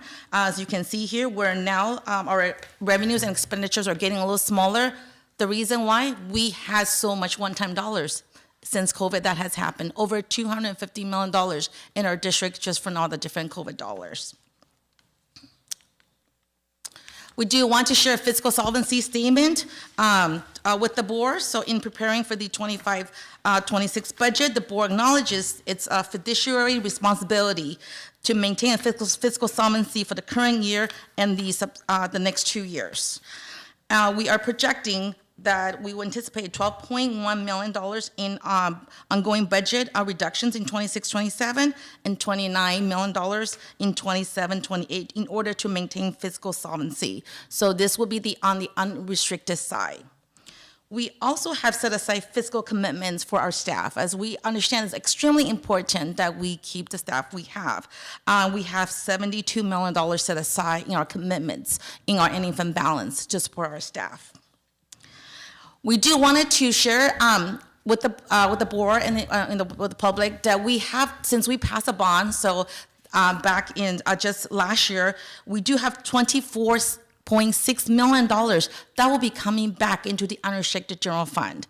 Unfortunately, because we are not going to get the proceeds until in about 2 weeks or so, we are going to be selling our bonds next week, and in 2 weeks after that, we should be closing our bond sale, and then we will be getting those proceeds. But because we don't have the money in hand, the county said we cannot let you book that at this point. So we will be adjusting our budget once we get that information, and so that would help us out, but that doesn't help out with the out years. It's going to be only in 24-25. So I want to make sure we talk about that. And when talking about the bonds, so I do have a great news, and I think you were informed last week, our district received an upgrade from Moody's to a AA1, okay? So this is one of the highest credit rating that we can receive. What does that mean? That means we are fiscally able to maintain, and basically we're able to meet our obligations. They were really impressed with our district. And we received the upgrade after the U.S. government received a downgrade from a AAA to a AA1. And so we were very, very nervous because that information came out before our credit rating came out. So we were very nervous. They just downgraded the U.S. government. Do you think that likely they could also just maintain our credit rating or possibly even downgrade? And so we were extremely excited that we're able to get an upgrade, and with the upgrade we're going to be able to save our taxpayer dollars on the bond sale as well. And so once we have the information, we'll definitely bring it to the public so people can hear about that as well. So extremely excited about that piece of it. So that's some good news in this whole budget presentation. And lastly, we do have the budget stabilization committee. We have met this year 6 different times. So I want to thank all the union representatives that's part of the committee. It's really hard work, as you know. It's talking about basically looking at different options, looking at our budget, looking at what are the different areas that we can possibly come up with solutions. And our goal is to continue to meet so we can come up with solutions to support our entire district with our families as well as our students as well. And so that concludes my presentation, and I'm happy to answer any questions that you may have. Mr. Hoshi? Any? I'm thinking right now. Okay. I went very fast. I should say, does anybody have any questions? It is. I did have It one. I is. hope I was able to answer some of the questions you had when I was presenting as well. So You did. Can you, when you look at our reserves, can you talk about the importance of having a significant reserve for our district? definitely. So when we look at these numbers, these are budget numbers. They're actually not cash. And somebody did ask me that the other day. Does that mean that we have all the money? No. For example, a lot of our payments from the state, they've been deferred, right? And so having a solid fund balance will support what we need. So usually we want to at least have, you want to have enough payroll, right? So, and each month where teachers are about 10 months on the payroll, most of our staff we're about 10 months. And there are some people at 12 months. So you want to at least have about 2 months of a payroll. And so that would definitely help us, and for us to make sure that we have enough cash on hand in order to operate as well. And so that's critical. So we do take our jobs extremely seriously. It is important that we have enough cash in the bank. right? People have mortgages, they have families, and it is our job to make sure we have enough money to make those payrolls as well.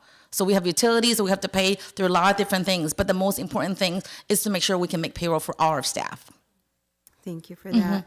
And you proved that with our credit rating, an increase there. We're able to pay our bills, and we're trying to maintain our budget so that other people can pay their bills. Exactly, and I think that's one thing I would say that it is important that we take that burden, in our office to make sure that we do a great job to make sure that everybody know that the paycheck is coming, and so that's the most important thing for us to make sure that we take care of our staff.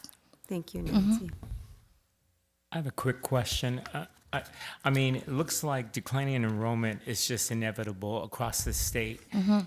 Is there anything that we are doing in an intentional way to retain our students and to also talk about the great things that we're doing and we're offering throughout our district to maybe some other people aren't doing those things, and we can possibly get some students, because of the good work that we're doing?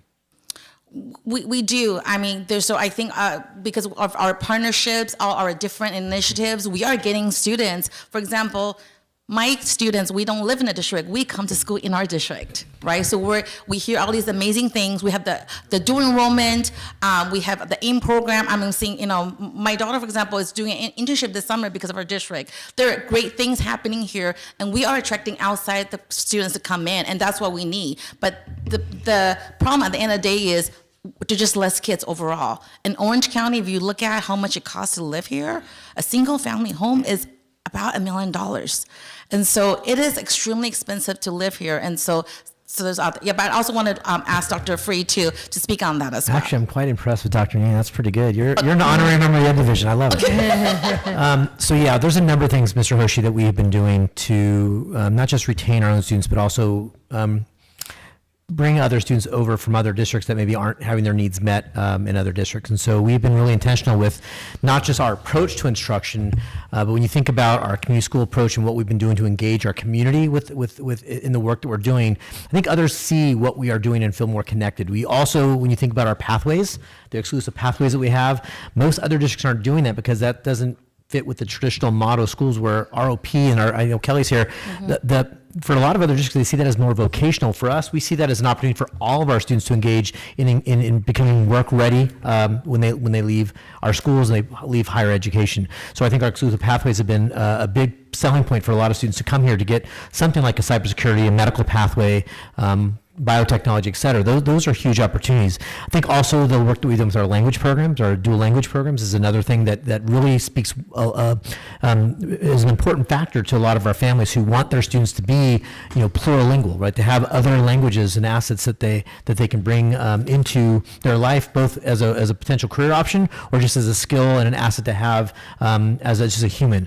And then I think about the work that we've done with our VAPA program. I know Brian is back there, and one of the things I forgot to mention in the slide is we're also, I think, been named 6 years in a row as one of the best music communities in schools, right? And so we have a lot of students that don't get that kind of experience where all of our bands, choirs, theater programs, they're amongst the top in the county, probably even the state. And so that recognition also is a way that brings and retains students to come to our district. And you look at our athletic programs, you can see how often at board meetings we're bringing just CIF championships to recognize both individuals in like wrestling and swimming, but also in teams. And that doesn't even count all the league championships and other teams that have gone deep into CIF as another asset that students and families care about. And then on top of that, because of our articulated agreement with our pledge and our higher ed partners, you have a ton of students that are excited about the opportunities to connect to our local universities because of the support that they're given, not just when they're with us, but when they go there, because they intentionally commit to their own promises to support our students. I was with a student that I ran into at a restaurant the other day that recognized me and said, I'm going to Cypress College. And I said, oh, you're taking advantage of it? Absolutely. And the parents are so excited. It's going to save us so much money, and we know that they're going to be supported. So our parents see that as an asset that want them to come here, right? And then you think about the work that we're doing around, again, I mentioned the community school approach, but then when we have our partners who are seeing the work that we're engaged in, they also speak to other folks. So the word of mouth about the work that we're doing as a district from not just our parents and our students, but then also our partners is out there. And so when we go places, people know who we are, and that resonates. So when students are shopping or parents are shopping for districts, we are now becoming a destination district. And then you also think about the access that we have to the thought partners that are considered the gurus in education, like a Michael Fullen, like the David Brazers and Barnett Berries, people who are well respected, and Linda Darling Hammonds, who is the State Board of Education president and director of the Learning Policy. They're talking about the work that we're doing, right? We're a deep dive district for the state of California, one of the 3 in the state who people regularly come and visit. Those are the kinds of things that resonate where people want to be here. And so, although we are declining, I will tell you, it's hard to believe it's been over 10 years that I've been assistant soup in ed services, but when I came in, and I know our ed staff knows who've been around long enough, we would have appeals for days of people who wanted to leave our district that we were trying to keep. Now, I'm the only one who really holds those appeal meetings, and I've done, I think, 3 or 4 this entire year total. So it is a vast different environment now that we have created over the years that we, maybe wasn't the case, 10 plus years ago. So I do think there's a lot of things we're doing to slow down that decline, although we're faced with it because, as Nancy said, decline enrollment is real across the state. California, specifically Southern California, is very expensive, and families just are having fewer kids. So all those things factored in. It's not a healthy recipe for success, but because of the things that we're doing, we are slowing down that decline and also bringing others over. And that doesn't even factor in the F1 program. That is bringing students to the program to offset that decline, right? And some of the things that CVA is doing. And I know Mr. Bautista back there, our Director of Communications, right, Public Communication Officer, we're also doing targeted mailers for the districts that are having struggles. So we can try to show, hey, if you're not getting what you need there, come here, especially with the birth of CVA over the last few years too. We're getting more and more kids who want to be here as a part of the virtual academy because they can have access to all the things they want without having to relocate their home or make the trek over here if they live further away. So really exciting the things that we're doing to offset, to answer your question. Right, I think the testimonials, even of our own students to our feeder elementaries, could be used, to share what they're doing. Dr. Ian, I see a lot of building going up throughout Anaheim and all around. Every single time I'm driving down like a street, is any of that building impacting or helping us in any way? Definitely. So it's interesting. So for example, with the cybersecurity building, and so we are proud to say that when we build something, people do come. So we're excited to hear about that. So for example, with the new cybersecurity building at Magnolia High School, they increased their enrollment. It was like overnight. And a lot of those kids come from outside the district as well. And it's not just that, we also have the dual language enrollment of Vietnamese at Magnolia High School from the Dale transition to Magnolia. That also supports a lot of the Vietnamese students as well. So there's not just the buildings. I think when we build, even Dale, right? When we finished building Dale, people came, they want to go there. And now Magnolia, other kids from others within the district are actually wanting to go there now. So we're very excited. We have a lot of things coming. We're still in the planning stages, but definitely. So that will also attract other different athletes as well. I mean, I think that's one of our goals, to make sure that we retain the students as well as attract new students to come into our district as well. Mr. Hoshi, I think in response to your question directly, years ago when the Platinum Triangle was just going crazy and building, we were really concerned that we would have the capacity in our schools to absorb all the students. The students never came. Right. Oh, okay. Because that's not the living standard for students. It's adults. Same thing that's happening now. Gotcha. You might get 1 or 2 or 3 students, but not the influx that we would love to have. So yep. Yeah. That's what you're, that adds. Okay. Yeah, so, Thank you. Ms. thank Randall Trejo? Okay. No? Yes. You're next, Ms. Okay, Ferrero. thank you. Thank you for your presentation and congratulations on the credit rating. I had one clarification question. For the 2 block grants that you said were uncertain, is that because they already gave us the funds, but we're unsure we were able to keep them, or they have not given us the funds? The two block grants. So it's being proposed. So we're gonna wait until the state, if that actually goes through, because the state is waiting for the state. So so the direction was, do not budget until the state adopt the budget. So we will know those 2 block grants hopefully by July, like early July. That's our goal. And once we hear about the information, we'll present that as well. Okay, and they're both unrestricted funds or They are restricted, Both but restricted. there's a lot of things that we can't charge into those programs. Got it. Mm-hmm. Okay, thank you.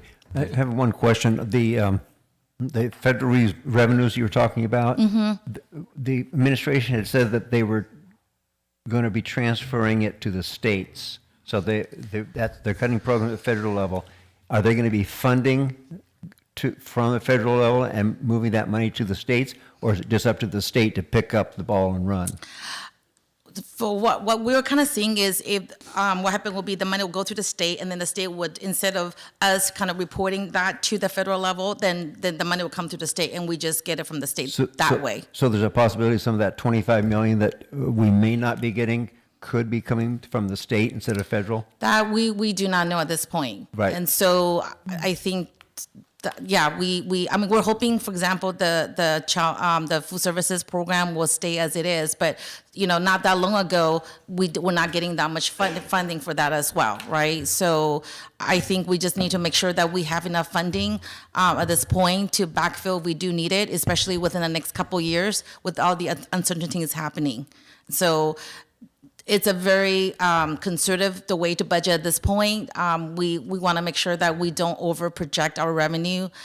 I mean, even putting those numbers in, there is a risk that we may not get those, but our fund balance will definitely help us to do that if we need to carry us. Okay. Thank you, Dr. Nian. And thank you to your staff for putting everything together and getting it to Yes, us especially this Karen. So thank you so much, Karen. I know she worked many weekends and nights, and we're up late emailing each other on a Saturday. So I am a slave driver. We work a lot on the weekends. We know that. Oh, okay. It's just very quiet at home, and so it's much easier to email back and forth and text her and say, "Hey, Karen, what is this number?" So, but really do appreciate the partnership, Karen, and thank you for your hard work as well. Thank you, Dr. Nian. Okay. Okay. Advanced planning, you see the future meeting dates. Next meeting is next week on the 12th at 3:30, I think is when closed session starts. The next is suggested agenda items. Any? Seeing none, moving to adjournment. Motion to adjourn. Second. Motion a second. All in favor, say aye. Aye. Opposed? 4-0. Good night, everyone. Thank you for your indulgence here. Thank you. I'm taking this.